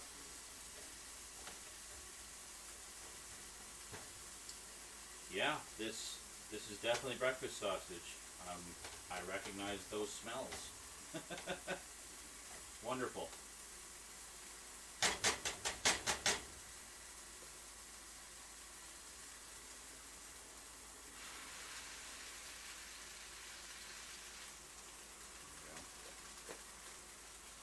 Oh.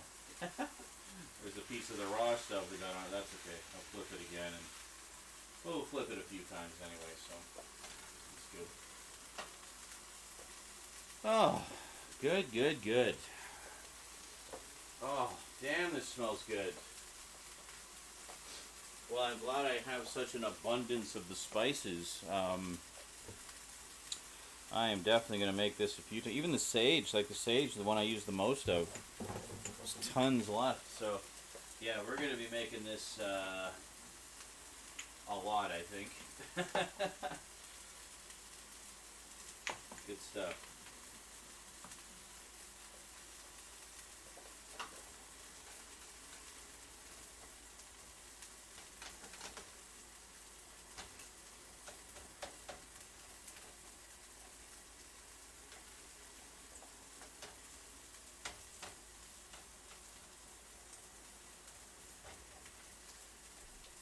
So it doesn't have to be, I mean, the ground beef or the ground pork doesn't really need to be incinerated, but just cooked enough that it can be broken up nicely.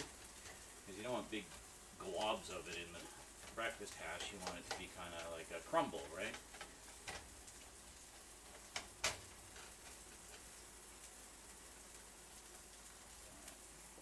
Meanwhile, that. Oh yeah, that is smelling so damn good.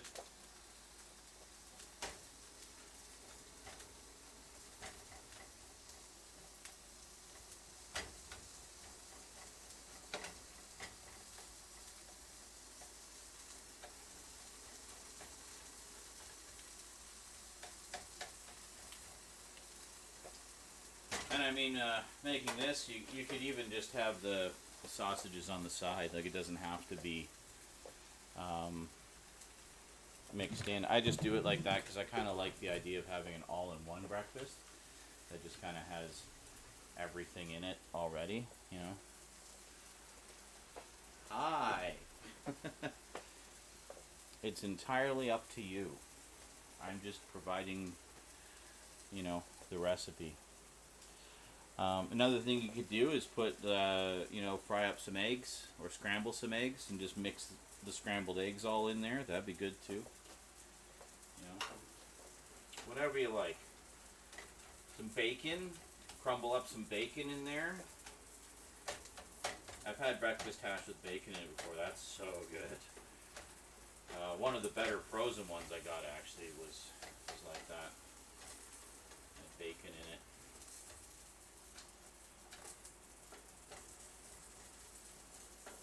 There we go. Yeah, this is all breaking up nicely now. Maybe too much longer. And I think the single patty I'm cooking is almost done. Give it one more flip, I think. Oh. Oh, look at that. That looks good. Can you see that? You can see that, eh? I think you can just barely see it.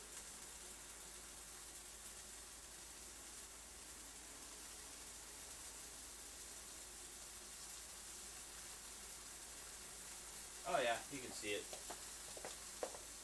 Angled up a little high though. There we go. Okay.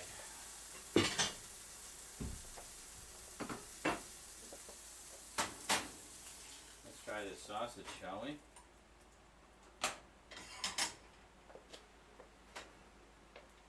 My very first homemade breakfast sausage.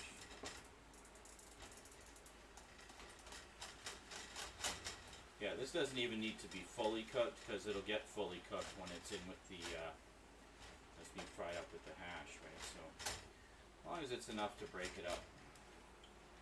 So we'll cook it up a little bit more here. Just because. Don't want to take any chances with pork, right? As much as tapeworms are our friends.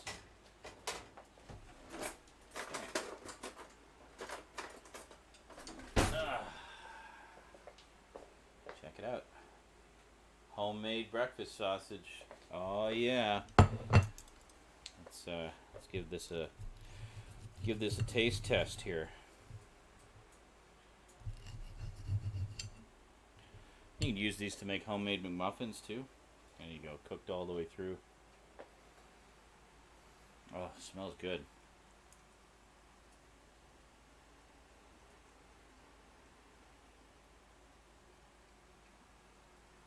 Oh my god, that's good. Holy shit. Yeah, I can taste I put in a little bit too much of the cloves, but that's okay. It's not like, it's not offensive at all. It just, that aspect of the flavor is a little more prominent than it normally would be.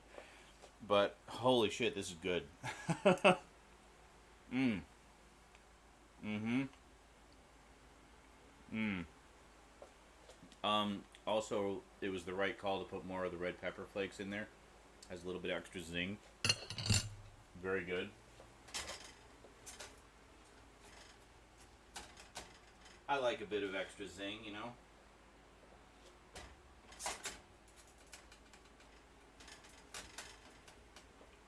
Okay, I think this is done. Done enough.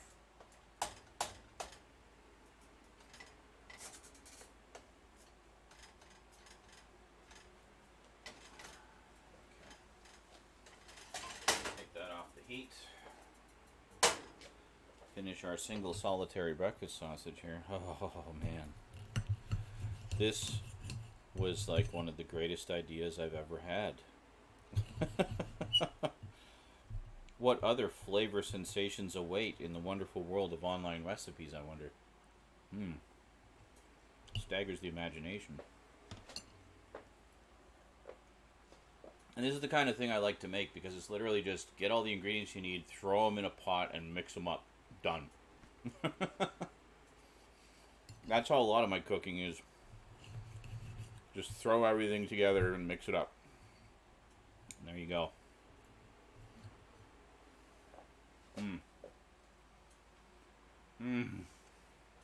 God damn, these are good. You know, I might just get some more ground pork this week and make another batch of this and just make a bunch of patties. Pre-package the patties. Mmm. Mmm. That is really, really good. Holy shit. Alright. Last stage is to mix the meat in with all the other stuff.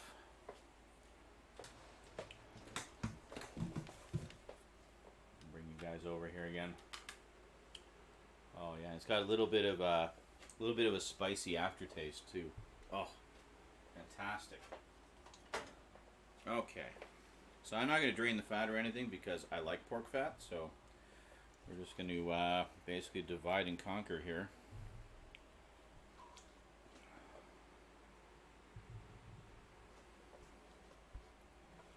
Won't really get in with our hands for this because the meat is hot. I'm just going to put a little bit more in there, even it up.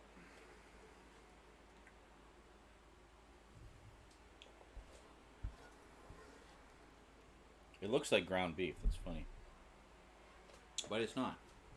It's definitely pork.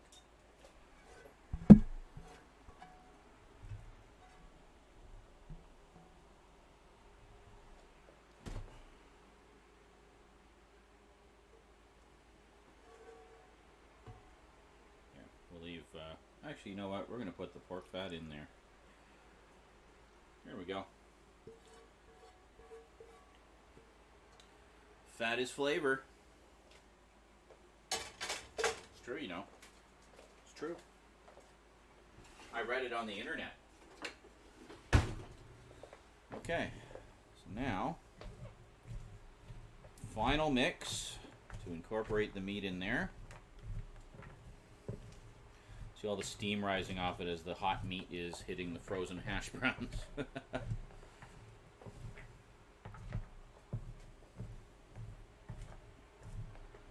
that. Oh, so good. I'm going to fry up a bunch of this right now to have as a meal. The single sausage patty was just kind of an appetizer. But there we go.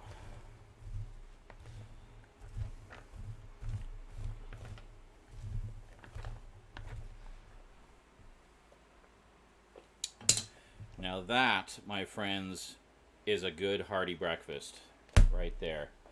I'm not even sure how much this is going to make because I like to have a huge portion of this in the morning. So we'll see how many we get out of it. Meanwhile, let's fry some up for dinner, shall we? So that is it. That is how you make it. Thank you very much, ladies and gentlemen. So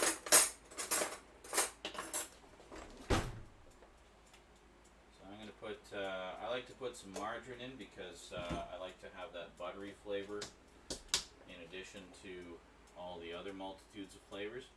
Also helps it to get nice and crispy.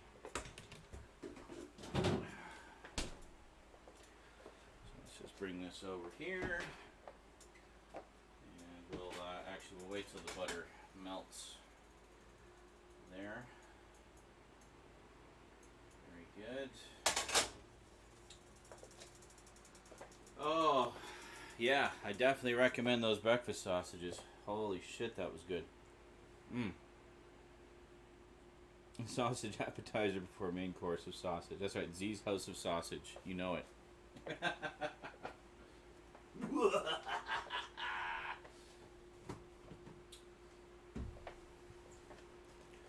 you can probably portion off a few of these while we're waiting here.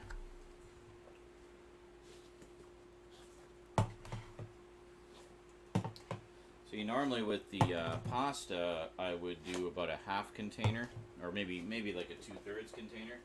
For this, because I like so much of it in the morning, I find a smaller portion just isn't as satisfying. I mean, it's your first meal of the day, right? I mean, you want to kind of load up for the day. So I like to put a fair amount in there. There we go.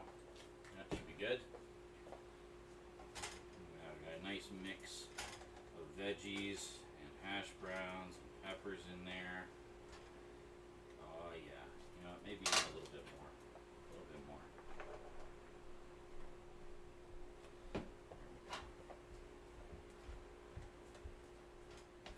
Say every day, eat a rainbow. Well, look at that.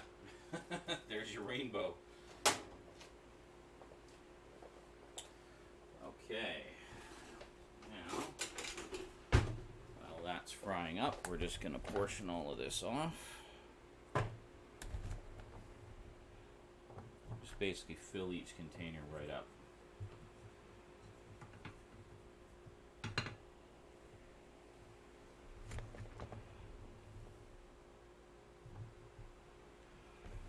And that'll be a good hearty breakfast. There we go. So I don't know, we should be able to get maybe about a dozen. Which is pretty good. I mean, this is another example of sort of stretching out how long something lasts, right? I mean, it's a lot of food. It's a lot of food in there. But I mean, if you just sat down and ate a bunch of peppers, they'd be gone in like 2 minutes. Whereas here, you get several meals out of them. You know? It's like magic.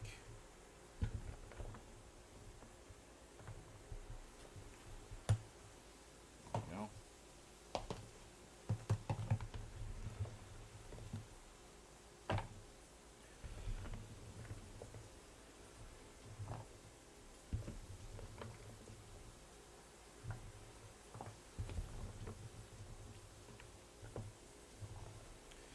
Cass, I imagine you in particular appreciate this concoction, as I know what a big breakfast fan you are. Cass used to eat at Denny's quite a bit, local, Canadian breakfast chain. I can't remember if they have them in the States or not, but anyway, used to eat at Denny's quite a bit, and I went there a few times with him as well, because, well, he, like his big bro, loves breakfast stuff. So this kind of thing is a big deal for me because I rarely eat breakfast, yet I love breakfast food. You know, I'm very, very much in tune with my inner Ron Swanson as far as love of breakfast food goes. And the thing is, when I get up in the morning, the last thing I want to do is make a huge pile of food. I mean, I can barely function enough to stumble over to the coffee maker, which I prepared the night before, and press the power button, let alone be using sharp utensils to cut and prepare food. So something like this, where it's all ready to go, it's hearty, it's delicious, it's got all the stuff I like in it, ready to rock. All I gotta do is throw it in a frying pan and fry it up in the morning. Easy. I don't even have to prepare anything. Like, the most preparation I need to do is melt some margarine in the pan, and that's it. That is literally it. Okay, we might not get 12 because I'm doing such huge portions here, but yeah, I think we'll be pretty good. Denny's is everywhere. Okay, I wasn't sure if it was, because I know we always talk about how all these different chains and whatnot are U.S. only, or Britain only, or what have you. So, anyway, and yeah, actually, Cass, the breakfast buffet on the ferry, I've talked about that before. That was actually where I first got the idea for breakfast hash, because they always have a really good breakfast hash on that. And I would often go back for seconds and thirds. But that was where I first got the idea, because I always really liked that. And then I saw that, I tried the pre-made ones, the frozen ones, and they were okay. And then I started making my own, and it's phenomenally better. So now I've kind of got it down to a science, I think. It's just a lot of prep time, obviously. I mean, this is like 90% prep time as you've seen. Alright, just going to put, so we got 6 here. We're going to put these in the freezer. Have a couple of those in the morning. Alright, smells like this needs.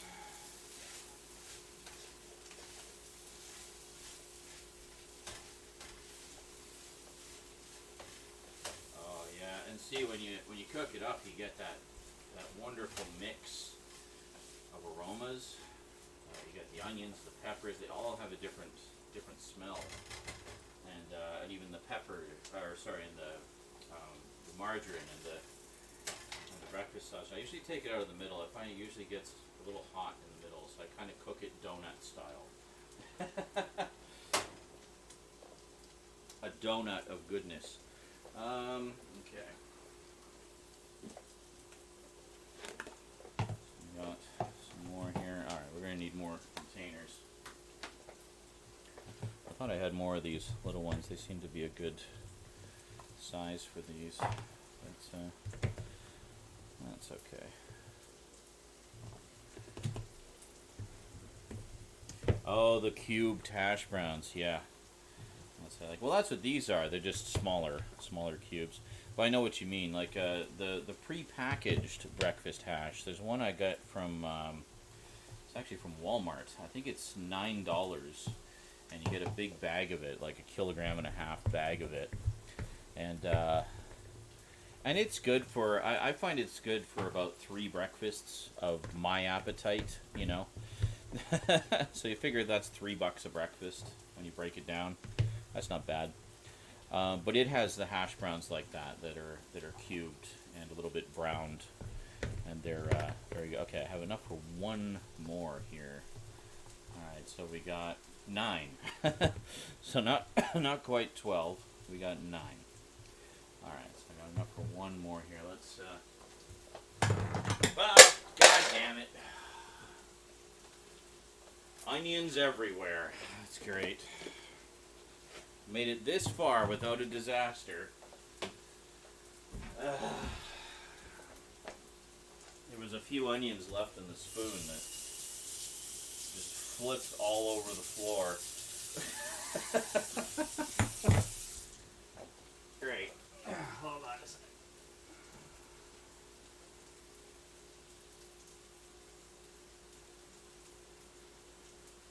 Can I pick up the damn onion, please? There. Keeps slipping out of my fingers.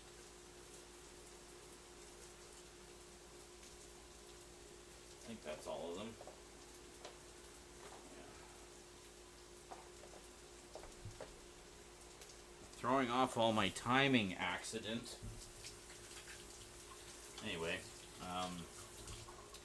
yeah, so the one at Walmart has the cubed hash browns, and it has one with bacon in it.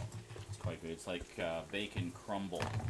So it's kind of like what I made here, except it's bacon instead of sausage meat. But same idea, basically, like just have a breakfast meat crumble in there. And so yeah, so occasionally I'll get that when I don't feel like going through all of this. And it's quite good, actually. It's really good fried up, much like I do this.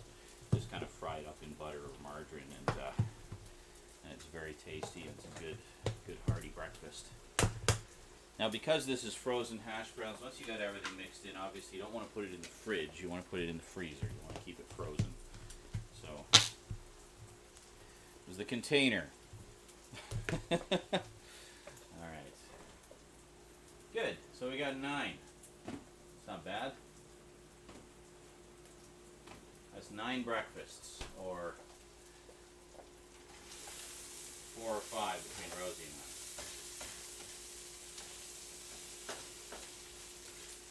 Okay, and this should be almost done, actually. It's looking nice.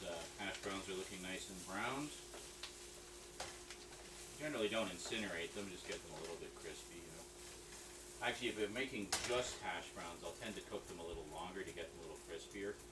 When when I have all the veggies and stuff in there, I tend not to cook them quite as long, but enough that, you know, you get a little bit of that crispy flavor to them.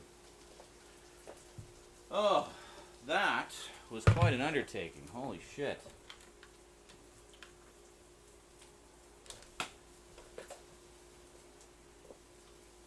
But well worth it.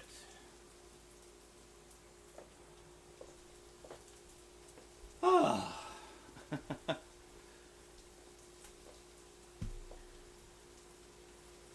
God damn it, blank everywhere is a bit of a catchphrase. Yeah, I know, right?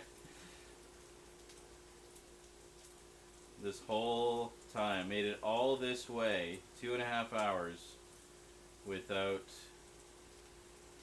a mishap. All that chopping with a big knife and not a single injury, you know.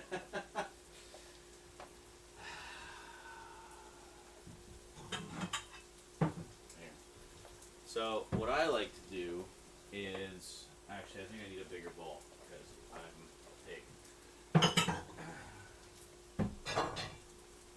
Yeah. What I like to do is put the hash browns in a big ass bowl.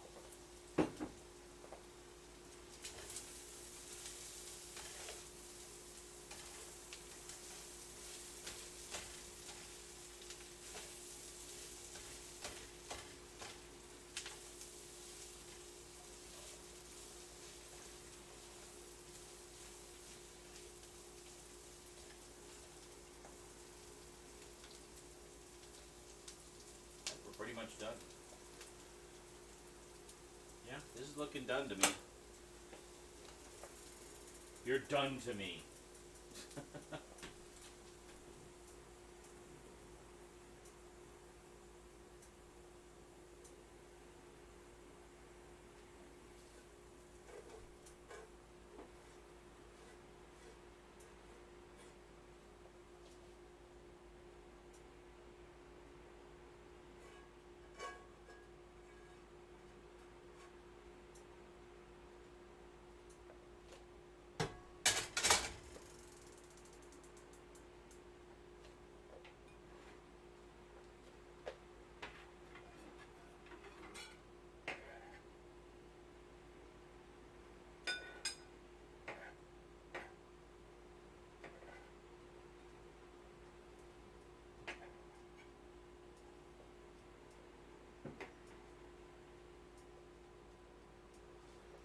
Alright, bit of a mess to clean up later, but actually not too bad.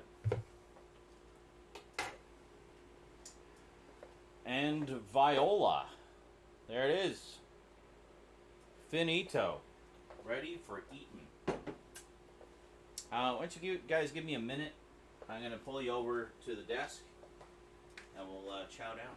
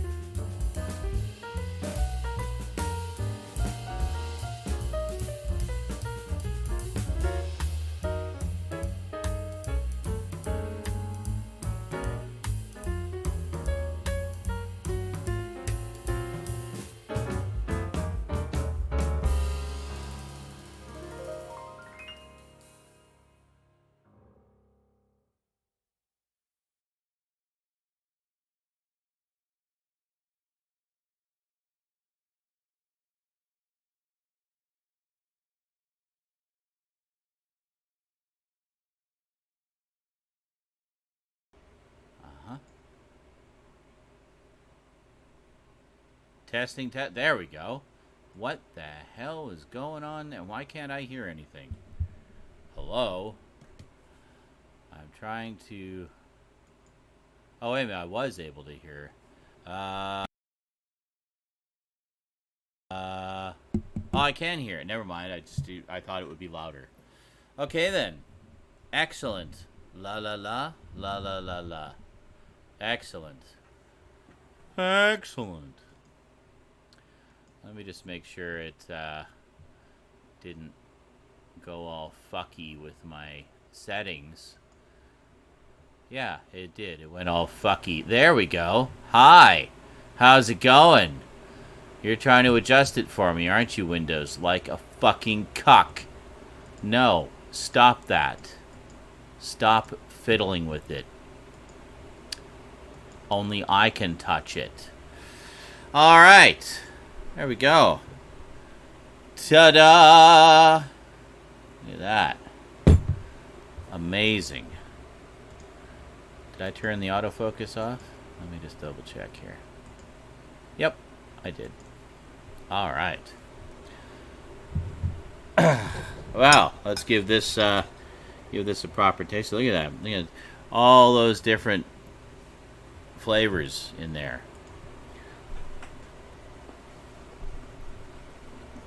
Mmm. Holy shit, just delicious, fresh everything. See, this one will be different. It's got a bunch of green peppers in it. Mmm. Mmm.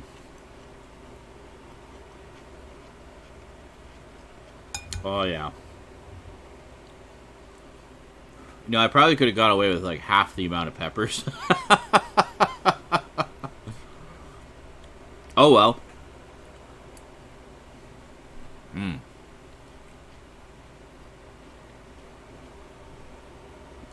This is fantastic, and I recommend everybody make it for themselves.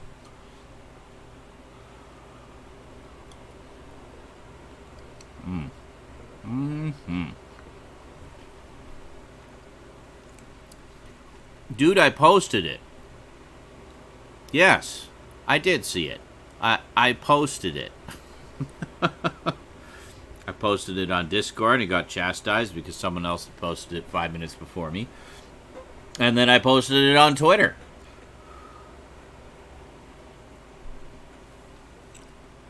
Oh, and apparently 2 other people posted it too.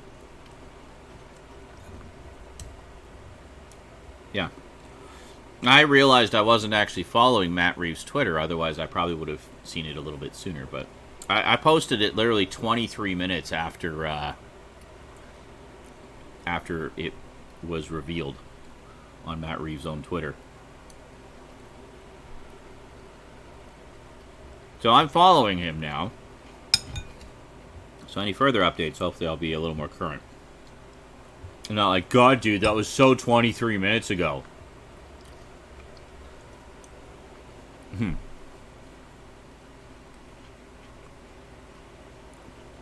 Yeah, looks good. I don't know if I'm really sold on the bat logo being kind of, I don't know.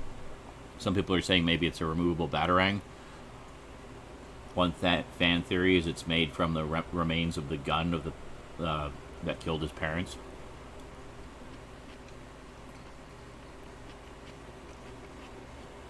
But yeah, a lot of people are also saying that it has kind of an Arkham vibe to it.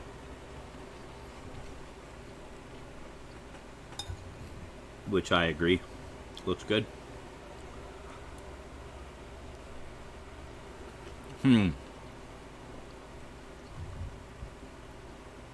Well, hi, how other silly human? How are you today? You missed all the cooking, and I'm eating the fruits of my labor. 2.5 hours to make this breakfast hash.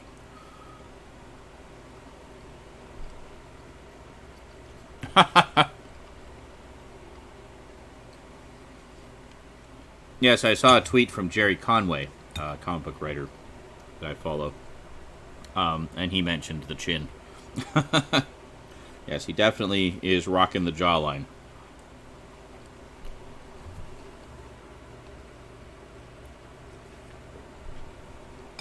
Well, and I think also Robert Pattinson has done a remarkable job of reinventing himself over the past few years with some very challenging roles and showing that, hey, he can actually act.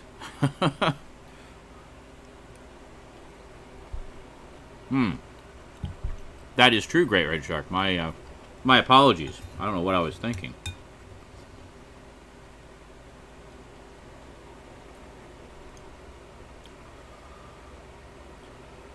That's true. Yeah, Ben Affleck did have the square jaw.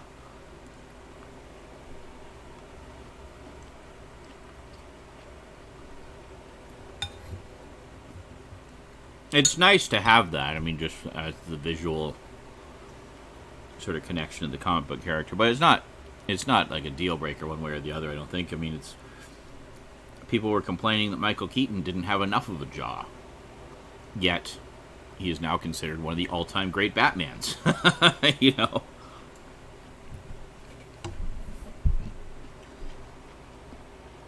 I think when it boils down to it, whereas George Clooney, on the other hand, had a terrific jaw, but he was terrible.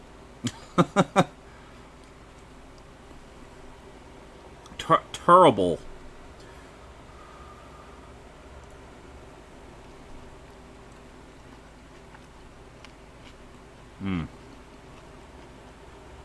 I will enjoy having this for breakfast for the next few days.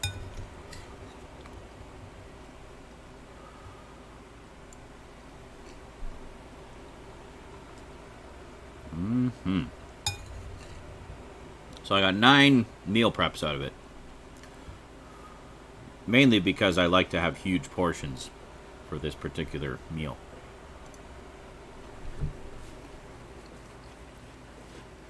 It needs to fill one of these bowls.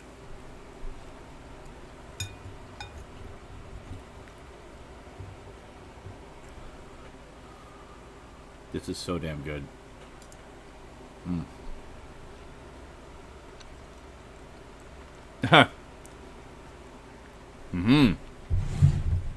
Want some?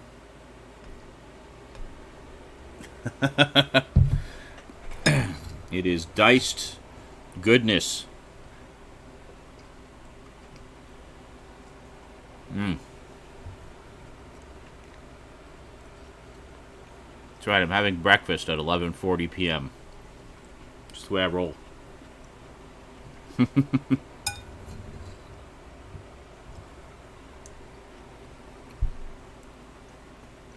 Alright, have a good stream, dude.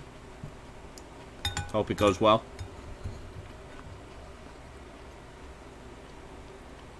Well, hello to you too, good sir.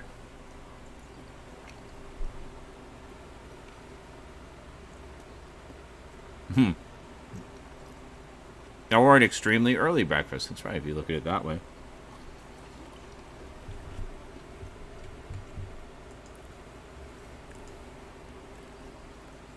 Tomorrow is Rosie Day. I'm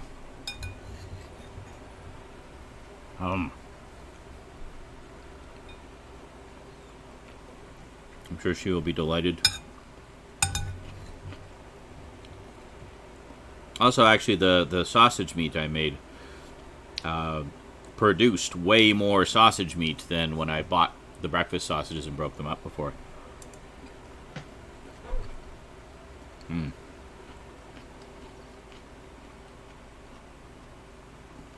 I just can't get over how good that breakfast sausage turned out. It's so damn good.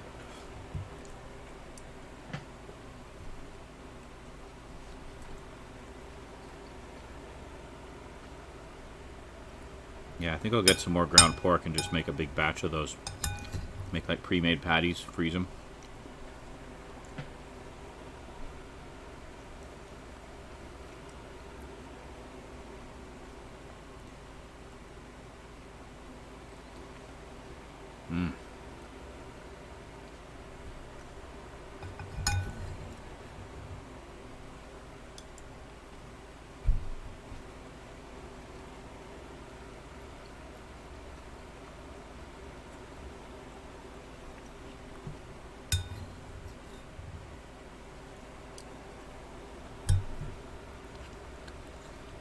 And really, you gotta eat it with a spoon. I mean, everything's tiny.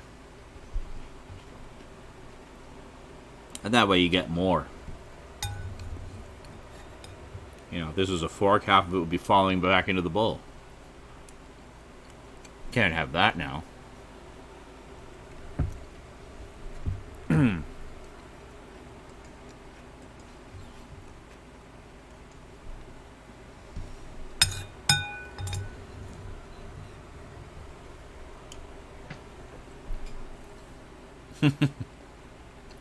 A spork would probably work too, yes.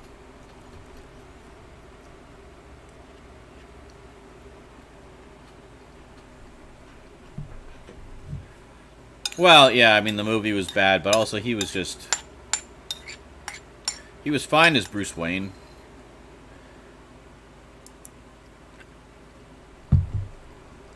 They just didn't seem to put any effort in on the Batman side of it.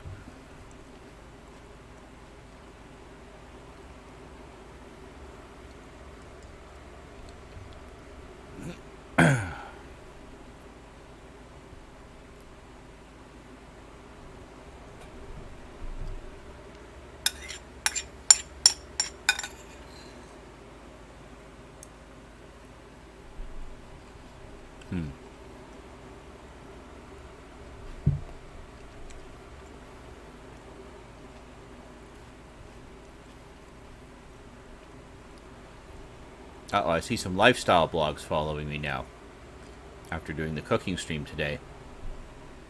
Are they going to expect me to do this all the time? Uh-oh. Maybe that'll be my claim to fame. Bachelor meals with Zarin Isaac.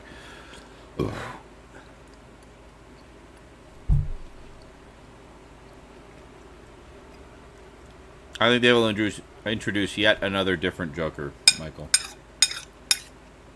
I don't see Joaquin Phoenix's Joker being a part of any universe. I think it will remain self-contained as its own thing.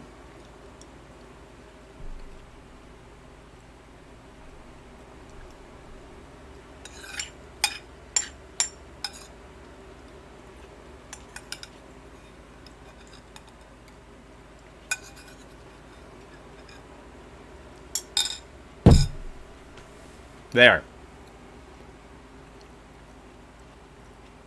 Mission accomplished. All of that food is now inside me.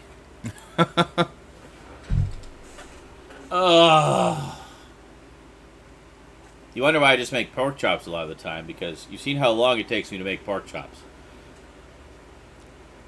Put the breading on, throw it in the oven, wait half an hour.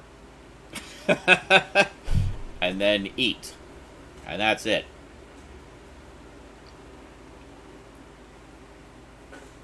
Ugh.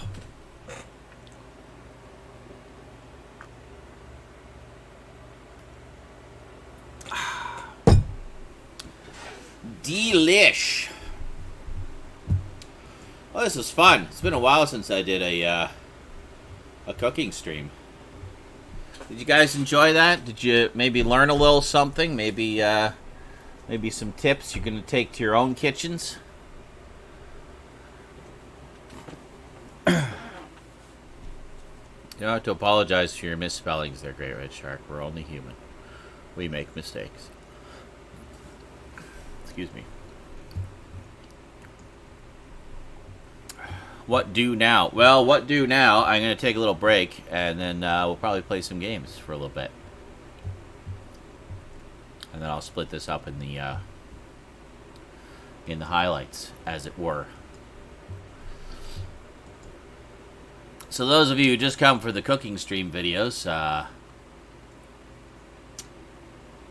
yeah, that's where it'll end.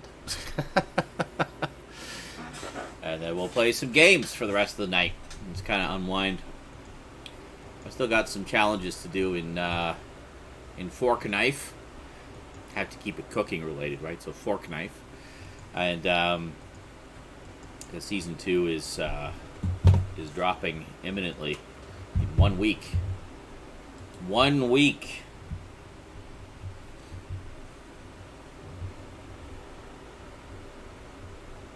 Yeah.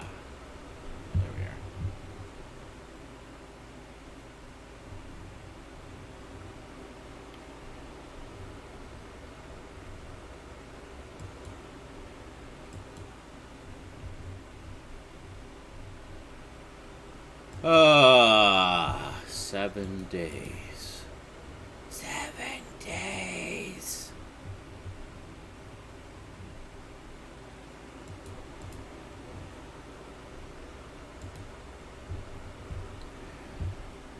People private messaging me saying that they hear strange sounds in my streams sometimes. They think my place is haunted.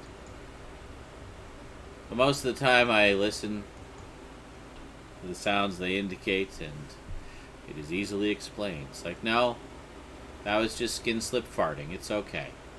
Don't worry. Or Stoud sighing dismayedly at the harshness of life.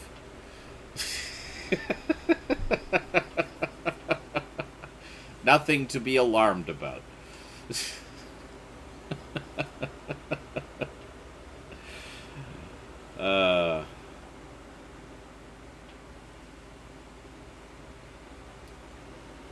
Yep.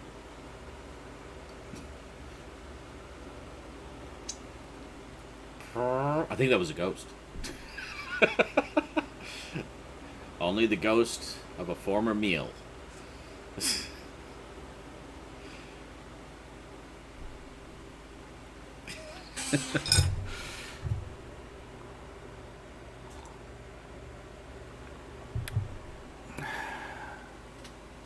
Did I leave the autofocus on this one?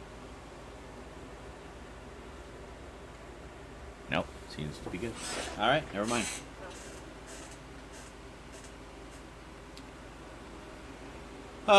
So this layout you see here, this was kind of a compromise between the desire to have the chat on the screen, but also the desire to use the original Cooking with Zara and Isaac layout.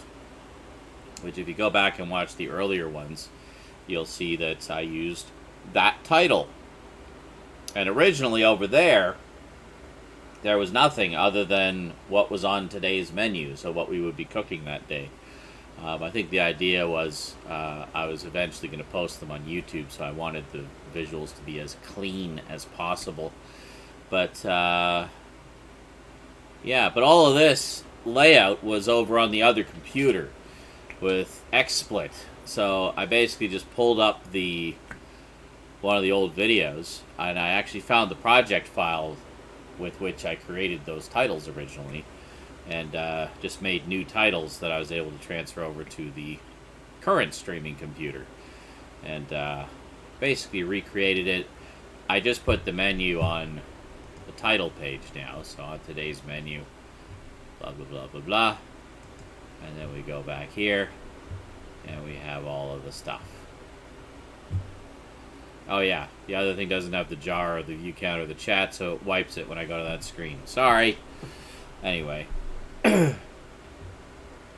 But I don't know, I kind of liked this layout a little better than the one I sort of haphazardly threw together for recent episodes.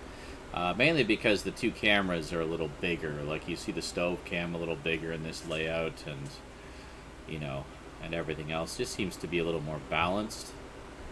And, but also not too cluttered, you know. It's not too cluttered. You can see everything clearly. Yeah, it's good. So I think we'll stick with this one for the time being. It's fine. It's fine. And then we'll go from there. That was good. And actually, all things considered, I don't have that much to clean in the kitchen. I'll probably throw the cutting board in the dishwasher, but other than that, those two big bowls are easy to clean.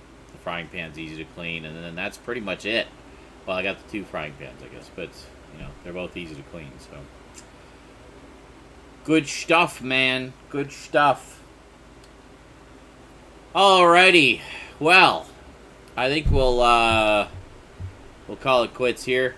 Thank you for watching Cooking with Zara and Isaac. We'll see you next time for more cooking. In the meantime, if you want to catch up on episodes past, you can find a collection of those episodes, all lovingly organized into more or less chronological order, right here on Twitch. Just take a look at my videos on the main page of my channel.